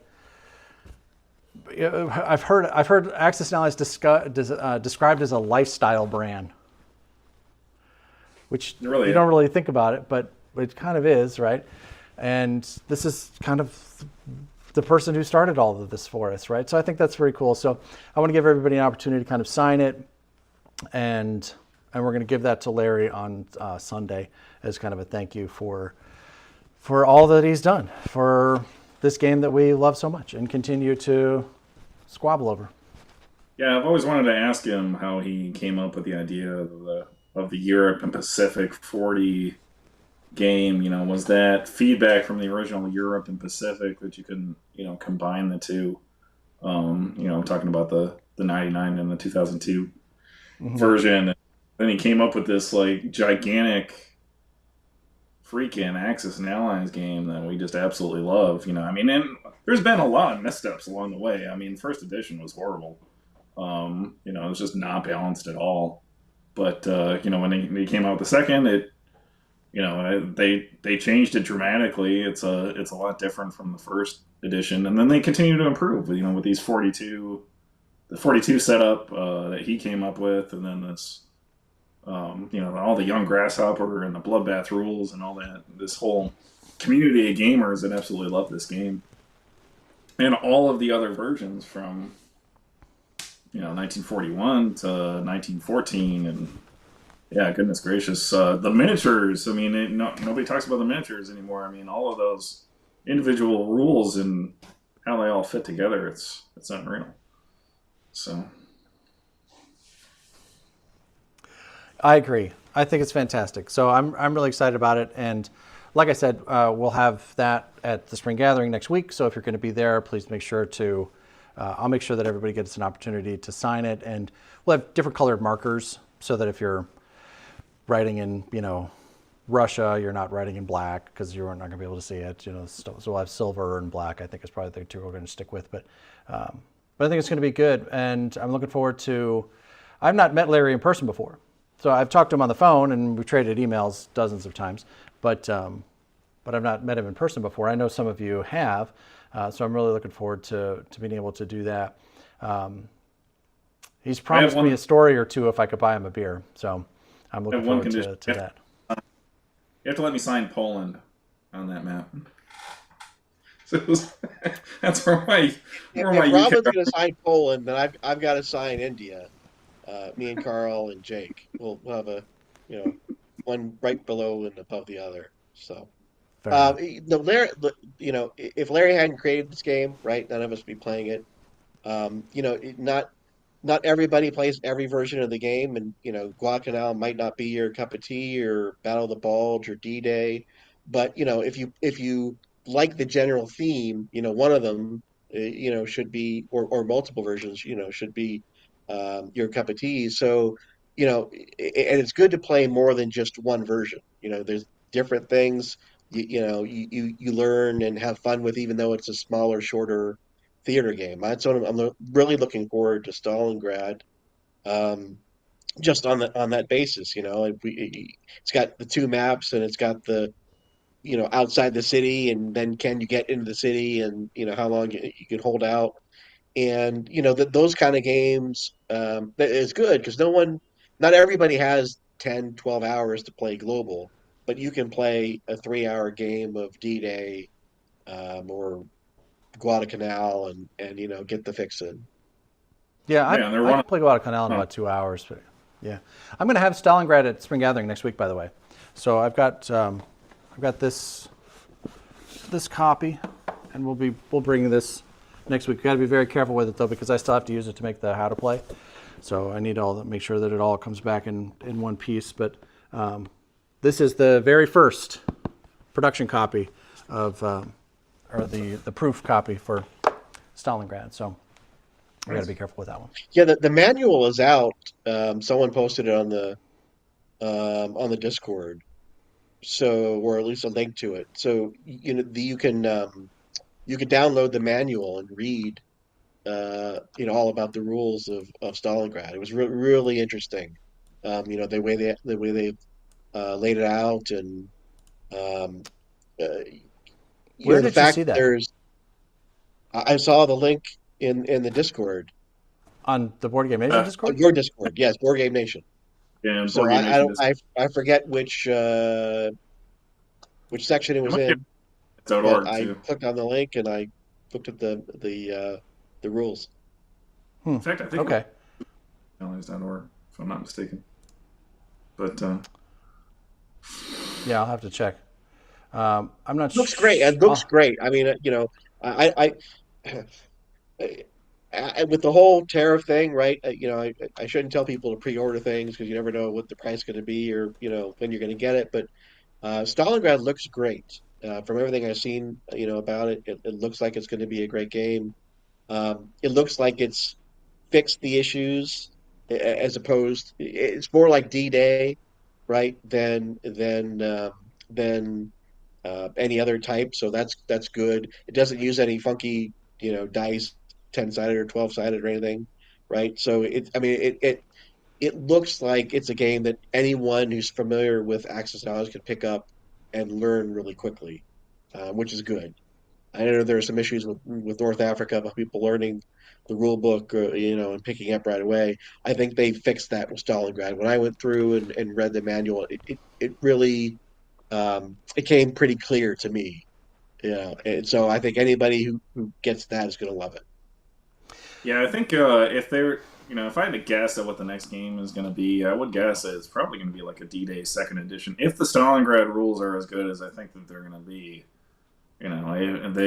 they should be able to translate that to D-Day and make a second edition D-Day using the Stalingrad rules. So Maybe. I did find the Renegade link. Panzer posted it in our Discord server, and he found it on the Renegade website. So apparently they did release it on the download. Normally when they release a rulebook like this, they blast it out to everybody. But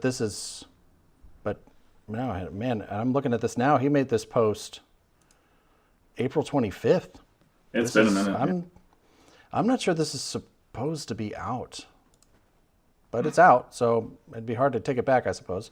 But I don't know. Okay, like if Renegade posted it on its website, I mean that's pretty good indication that they wanted it out there. Yeah, But mistakes happen. But it's mistakes happen. What's done is done. Yeah, but that's okay. So we'll have that spring gathering. And of course they'll have it at Stalingrad. But you were talking about, speaking of Stalingrad, we're talking about Sunday morning. So Dave Jensen of accessknowledge.org is celebrating his 25-year anniversary of that pretty incredible website that he's just been keeping track of for a long, long time, which is amazing. It's been an incredible resource for the entire community for decades now, for 25 years, in fact. So to celebrate, he's going around to a bunch of different events, including he's planning to come to Battlefront Dayton, which we're very excited about. But at Gen Con, he and Greg are working together so that he can run a campaign? I don't know exactly, I'm not sure exactly what he's calling it, but it's a round robin event that is, or Swiss pairing, round robin, one or the other. And they're going to play D-Day, they're going to play Guadalcanal, they're going to play Battle of the Bulge, and I think they're going to play Stalingrad. I think I think they're only going to play 4. So, and the plan is to play Stalingrad on Sunday morning, and which they actually moved. They were originally planning to play on Saturday night. I asked them to move it to Sunday morning so that I could record it, because on Saturday afternoon I've got 2 anniversary games that I'm covering, plus the global final and the diplomacy final that's happening over in Lucas Oil. I don't have any more equipment to cover anything else. So I asked them to move that Stalingrad final over there because I wanted to record it on Sunday morning. So I don't think that's an open game. I think that is part of Dave Jensen's event. So did you sign up for his event? No, that's not what I was referring to. There was a Learn to Play Stalingrad at 9 a.m. on Sunday, which I did sign up for. There were a couple Learn to Plays. There was a Learn to Play Imperial Borders, Learn to Play Stalingrad, and that was the only time. But that was not a tournament final or anything. So no, I do got that ticket for Gen Con. So maybe there's a couple different Stalingrad. They must have added it since I looked at it last. That's good. So, okay, well that'll actually work out nicely then, because if that's correct, that means that Hyra will be there on Sunday morning, which was really nice last year because they were trying to play North Africa for the first time. Everybody was just learning North Africa. So it was really nice to have Hyra there to keep everybody straight with the rules, right?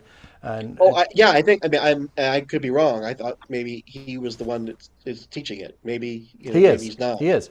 Yeah. Okay. So that's what I'm saying is that the same thing's going to be happening in Dave Jensen's Stalingrad final.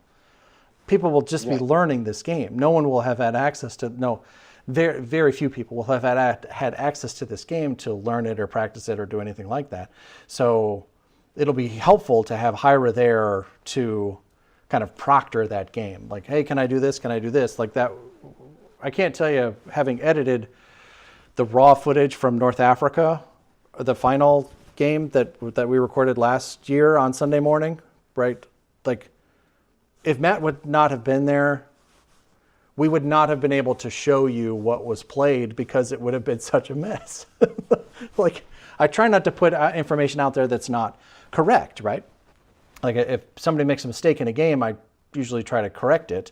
And if it's not relevant to the game, I don't bring it up. Like, I just, okay, this guy wasn't here. This guy was supposed to be over here. Not a big deal. We move it. It's no big deal. If it turns out that it's an error that was relevant to the game, an extra fighter appearing in Archangel, say, in the middle of a World Championship game, you kind of need to mention that, right? Because that fighter became very important later in the game. So, but these things happen, right? It's humans playing games for days at a time with lots and lots of tiny pieces, and mistakes happen. So, yeah, I mean, no just point. Going over this game on the annotation, all the mistakes that me and my teammate, and I noticed Charles and Carl, they made a ton of mistakes too.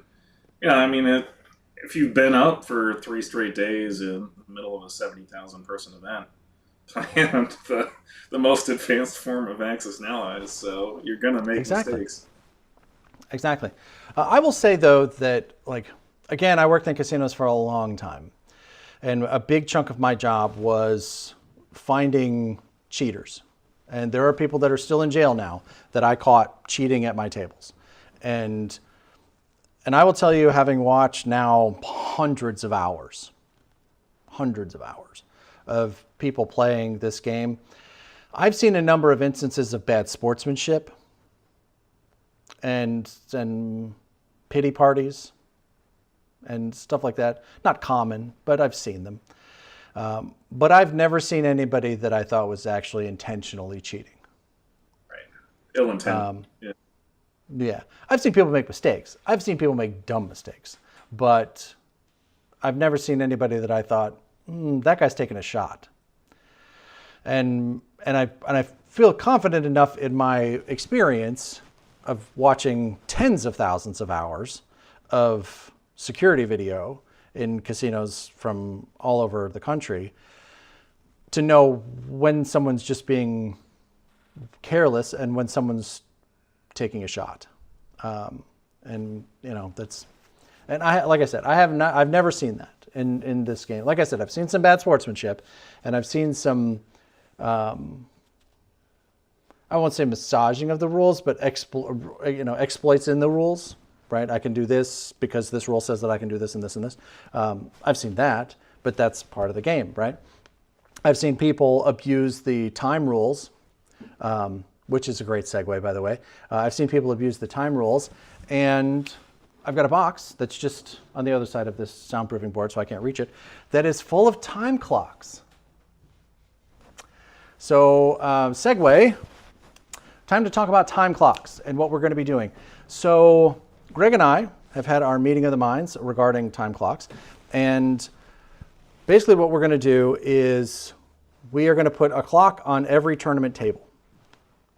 And there's not any specific rules that go with them, but we are asking the people that are playing in these tournament events to use the clocks, right? So when it's your turn, your clock is counting. When your turn is done, hit the button, and it'll start your opponent's clock. The objective when this is over is we're going to have a little QR code that you can scan that'll take you to a Google form. Then I'll probably be doing this in the beginning for everybody just to make it a little bit easier. But we're going to set this out so that people at home can try it when it's all set up and ready to go. And it'll just be like a 5-question thing. You have to put in an email address so that you can interact with a Google form. So we'll have that, and then it'll be what was the date of your game, so we know what event you were at, right? If your event was on August 1st, we know you were probably at Gen Con. And what version were you playing? How much time did the Allies use? How much time did the Axis use? How many rounds did you get through? And who won? Right? Those are the only pieces of information that we want. Right, at this point. And the idea is that we take however many games are played at the Spring Gathering, however many games are played at Gen Con, however many games people play at home, using the tournament rules and tournament format and their clock, And then they submit that information. We're going to do the same thing at Battlefront Dayton so that everybody we can complete the study. So however many tournament games are played at Battlefront Dayton, we'll have all of that information to then say, okay, in 1942 second edition, the average amount of time that is used in a 5-hour time-limited game by the Axis is X. This is how much the Allies use, is Y. And then we can say, okay, these are the acceptable amounts of time to be used by each side. And then, as a community, if we set up parameters as to how far from that norm are we comfortable people being, right? Like, do we care if one side uses 5 minutes more than another? I don't care, right? Do we care about 10 minutes more? I don't think so. 20 minutes? 40 minutes? Right? And Gary, it depends on what game you're talking about, what the circumstances are. And I certainly hope that the game clock idea works, and so we can speed up the stalling. One thing about this game, getting back to our game, is that, we took a 30-minute yelling session, right, about India. Now, Robin could have let that session go on for an hour and a half because he didn't care. The fact was is that if after an hour and a half we took India, the game's over. We lost because it's only one victory city. And so I've always thought it's been incumbent upon the player to know what their plan is going to be, have a plan to win in a short game and a medium game and a long game, and take that into account in your bid. I'm not saying stalling's appropriate. I'm not saying cheating's appropriate, but I'm saying you can try and mitigate it if you know going ahead, ahead of time, and you make a plan. Now, whether we could have had a better chance in round 5 versus 6 or 7 is irrelevant. I'm playing to try and win in 5, 6, and 7, and I'm planning that way so that I don't get caught like in your situation where I need an extra round and I won't have it because someone's allegedly stalling or not. I try and do that on me. And very well, I know the clock is ticking when I'm arguing with Jake and Carl about India, right? We're trying to get the most rounds in, and you can, as the Axis, is very difficult to win the lower the number of rounds are. You need 6 or 7. And so, if you're playing the Allies, take as much time as you need, gentlemen. I'll grab a sandwich and a beer, and come back in an hour because you're going to win. Right. So, and I don't disagree with you. What I'm saying is that what I'm trying to gain is the median, right? Right. Like, what does the data tell us is the acceptable amount of time, because it's what we've seen over a reasonable data set of games, right? Yeah, I think the rules change in this regard that I'm going to insist on is timeout tokens. Each side gets 1 or 2 timeout tokens so that you can have, I think Charles agrees with me here. It's almost imperative that, before J2 and before US2, to have a conversation with your allies about the way that the game is going and have the table to yourself so that you can discuss this kind of thing.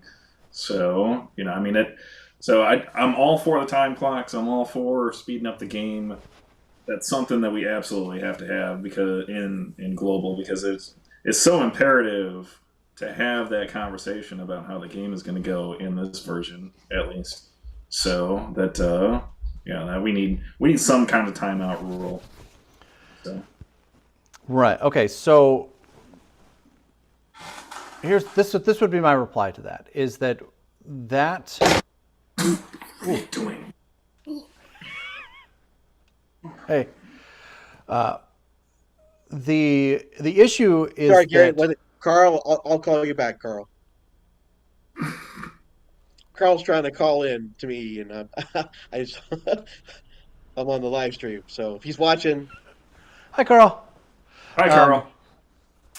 So I had your back, Carl. I just want you to know. I've had your back the entire time. this whole time, absolutely. I was rooting for you, Carl.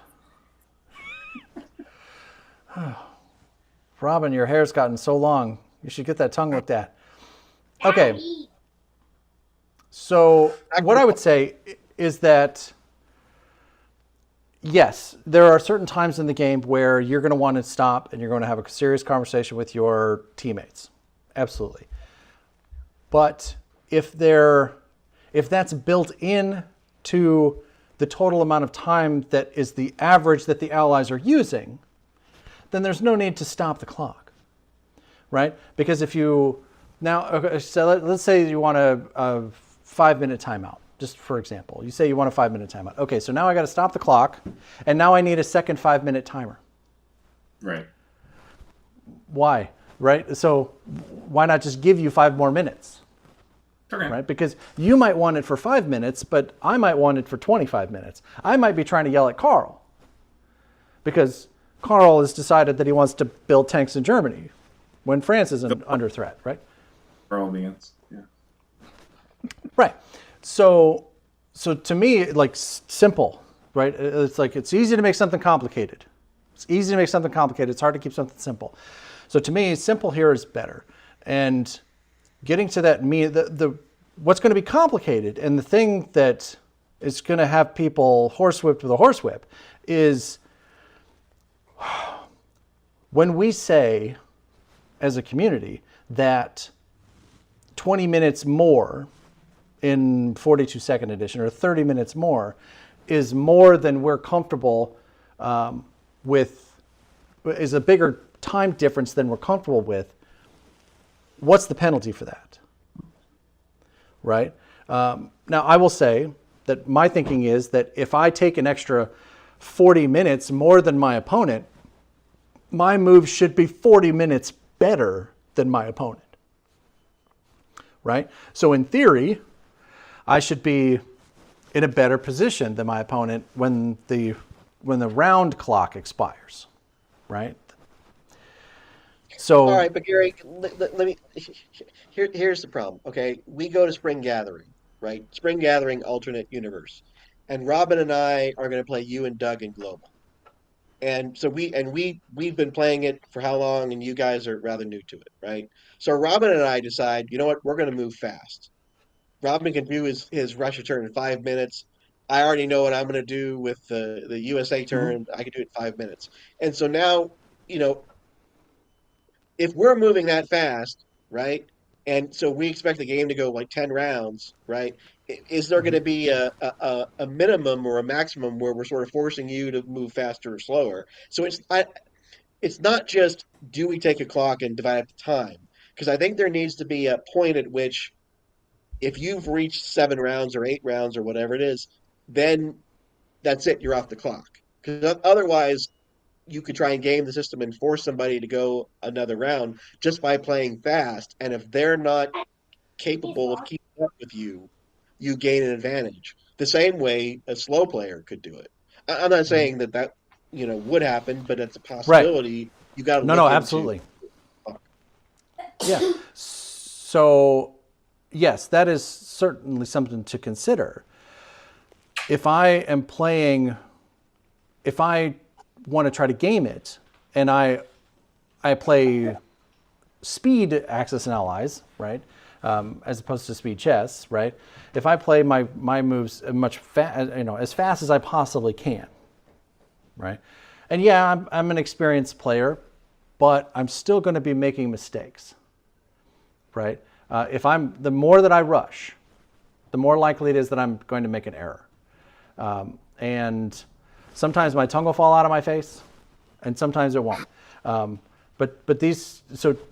to me, that's the risk of that. And as we've seen in this game and in several other games that we've covered in this kind of play-by-play format, sometimes just that single error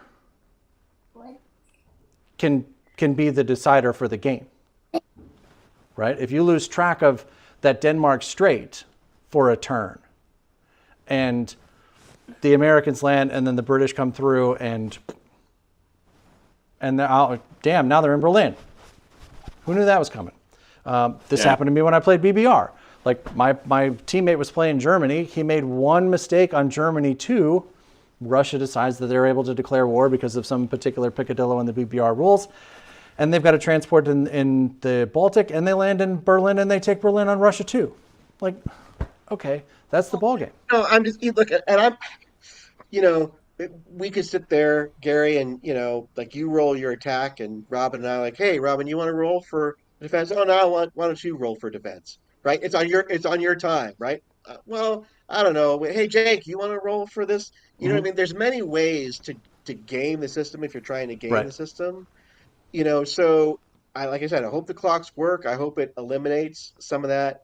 But I think if you're a tournament player, you always got to be thinking in the back of your mind, I could face this.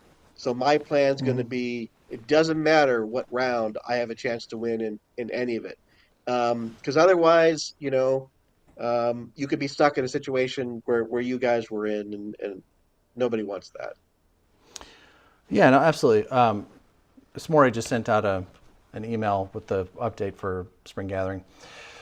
But yes, this is obviously a conversation that's going to be going on for quite some time. But I wanted to give everybody a heads up as to if you're coming to Gen Con, if you're coming to Spring Gathering, if you're going to be at Battlefront Dayton, this is what you're looking at for clocks.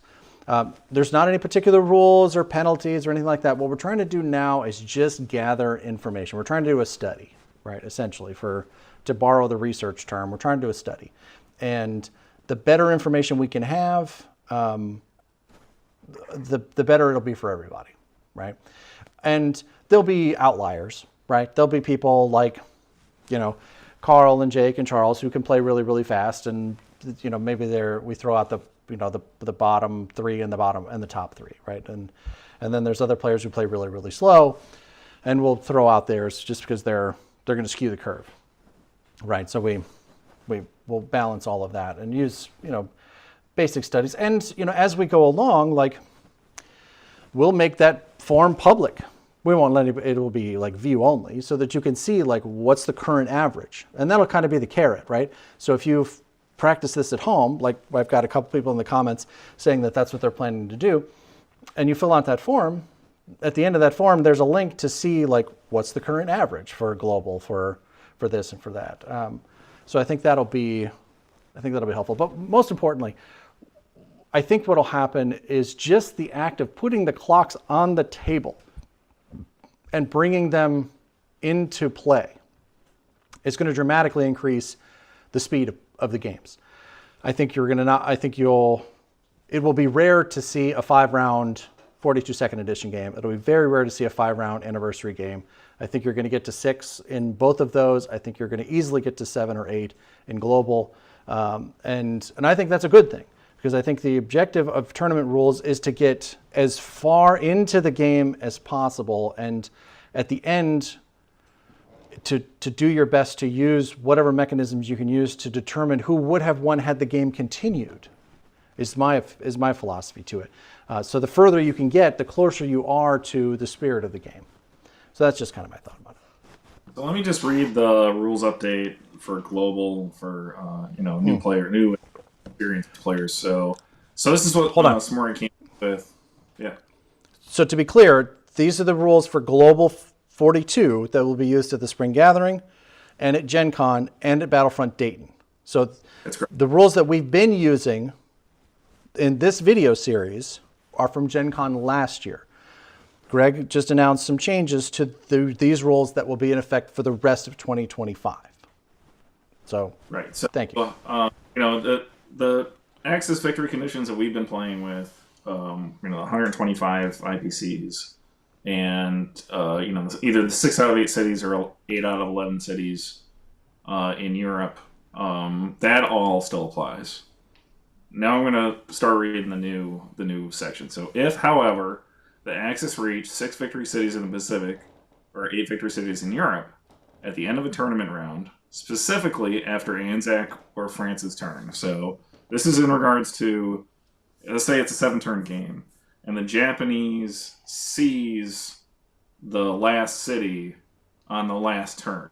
So now, Charles has taken Hawaii, but the game is about to end, so it's the last turn. The game is going to end. This is where this applies, specifically after Anzac or France's turn. But before Russia has had the opportunity to complete their turn, so the game would end with the Allied victory before the Japanese would win. Because the Russians wouldn't be able to get their turn in, and the Japanese wouldn't get to go again, which means that they would not win. So this is in regards to that. But before Russia's had the opportunity to complete their turn in that round, Russia is granted a final opportunity to respond. In this case, Russia must immediately proceed to the combat phase of their turn. They skip purchase units, and they attempt to recapture a victory city to reduce the Axis total below 6 or 8. 8's never going to happen, so total below 6. If Russia is unable to take back the victory city during this final combat phase, the Axis win the game. So this is just to allow Japan a final opportunity. So let's say it was going to be a 5-turn game, and because everybody's playing really slow, and Charles manages to grab the last city with the Japanese on turn 5.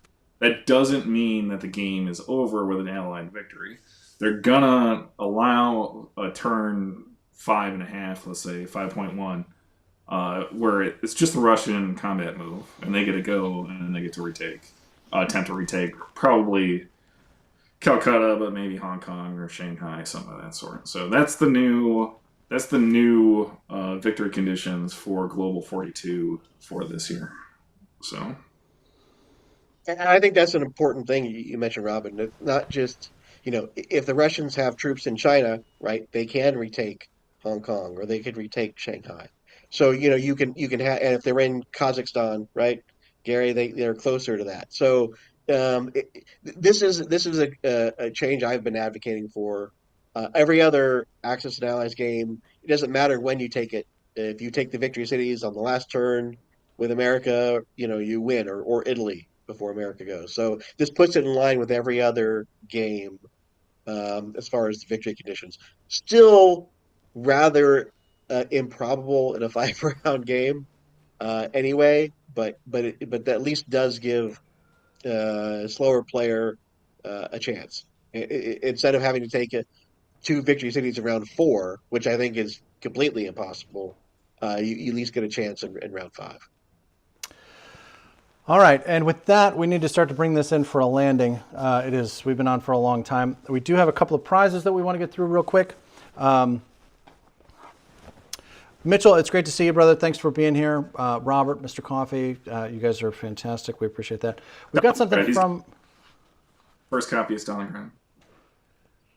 No. But I told a lie in the video. I said that everything that was on the table that wasn't the mat was provided by Historical Board Gaming. That wasn't entirely accurate. If you'd noticed that the round counter that I was using was a really kind of cool die, that actually is from our friends at the Dice Nest. Ooh. And these are like let's see if I get a good, there we go. They're like a dark red, brown, kind of goldish color, and they've got all kinds of just very cool. And they're heavy. Like it's hard to explain. Oh, there you go. That's a pretty good shot. So anyway, so these are from our friends at the Dice Nest, and we're going to give these guys away. And let's go to the screen. So there are people that are really fanatic about collecting dice out there. So I think that might be a decent idea for Battlefront Dayton, is to have custom dice to give away in the gift bags. I know Con of the North does it every year. They come out with a new die, so everybody goes to Con of the North in order to just get the new die. So yeah, I'm going to reach out to Dice Nest and see if they'll send me prizes for this event, and the dice will go to the person who has the worst beat. Your dice are broken. You need better dice. And here's your set of dice. I'm going to see. We can't win that. We can't win that from last year, Gary. No. I mean, 8 ones, 10 twos, and 2 threes, and we got 4 hits. Is that all? I think that's pretty bad. I don't know. What else do you want, man? We're giving away dice. You know what I want? I want a signed headshot, Gary. That's what I want. From the My Dice God. Nest, a set of dice. Joseph Walker, my friend, and yours. Congratulations. You're getting this set from the Dice Nest. And we got time for one more. Let's do, yes. We've got the Diplomacy Tumbler and, there we go, and a Diplomacy Goodie Bag, which has all kinds of diplomacy goodies in it, including a tin of Diplo-mints. It's literally what it says on there, which I just think is hysterical. I love every part of it. All right, for the tumbler and the diplomacy bag, gift party bag. Nope, where'd everybody go? There we go, we're back. I thought we had a hotkey there, it didn't work. Here we go.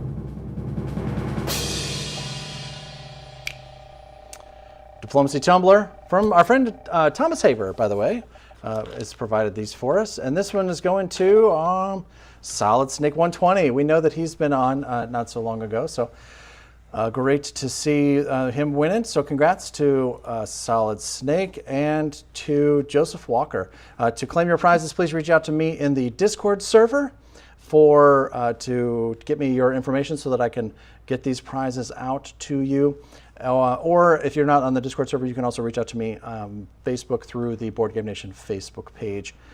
Thank you very much to dicenest.net for providing those for us, and of course to our friend Thomas Haber, co-designer of Diplomacy Era of Empire, the brand new game. So make sure that you're getting your hands on that. All right. And we're back up here. All right, my friends. Man, it's been we've been on for a long time. We really appreciate the Charles. Appreciate you being here. Robin, thanks for the support throughout the through the adventure, for taking all that annotation for us. That I know that was a beast of a project. I appreciate you doing that. And more to come. We will see you guys next week when we take on Lord of the Rings Risk and all of the madness that comes with that. Make sure that you're hitting that like button for us on the way out the door. And don't forget to check out Battlefront Dayton. Jamie's going to drop the link for you one more time so that you can get your badge today. It is going to be a hell of a thing. There may be signed headshots. They might be from me. They might be from Larry Harris. I have no idea. Maybe Doug. But look at Charles. Charles is the legend here. What are you talking about? He's won 10 trophies. He's got a garage full of Axis and Allies trophies. Why are you haranguing me for autographs? You should be bothering him. No one's paying $20 for this, Gary. But I can get $20 for you. I know I can do that. Or 15 at least. I mean, discount. Maybe. Sunday discount. Maybe. Anybody, if you are in the greater Kentucky area, Cincinnati, Wilder, we'll be at the hotel starting Tuesday. Come on down, play some games. If you get there early for spring gathering. Sold out. Hope to see everybody there. Can have a good time. I will do my best to get signed headshots of Gary to hand out for, maybe donations at this point. I'm not sure. But we'll for do our Diplo-mints, that's what we're going to get. Unfortunately, the Spring Gathering is sold out. You might be able to get in and play with us a little bit on Thursday, but the Spring Gathering is sold out. Greg has said that they don't have any more space in the room. All of the tables are going to be That's true. There are people that are coming down just to play in the lobby, and we'll be there Tuesday and Wednesday. So if you can't come on the weekend, but you want to come down and play some games, Axis and Allies during the week, there'll be people there, or play something else, Lord of the Rings, Risk, or whatever. Yeah, there's going to be lots of stuff to play. It's going to be a lot of fun, including Stalingrad and all other kinds of madness. So. Well, friends, I appreciate you taking the time. Jamie, my lovely wife, thank you for being our moderator this evening, keeping that Brian Hyde in check, man. That dude, he's out of line, that dude. But again, gentlemen, thank you very much for the time and for being with us this evening. And thank you all for sticking around. We've had a long one this evening, but how can you finish up a global video series and not have an extra long live stream at the end of it? That's just kind of the nature of the format, I suppose, right? But thank you all for watching the series along the way and joining us for the live streams. We will see you next week from the Spring Gathering. Good night, everybody. If anybody's in the Minneapolis area, we are doing a game night at the Forge on June 11th, Wednesday, June 11th. So We'll see you there. All right. You can find out more about that in the Discord server. Robin will be there to talk to you about it. All right. Say goodnight, Jacob. Night. Good night, Jacob.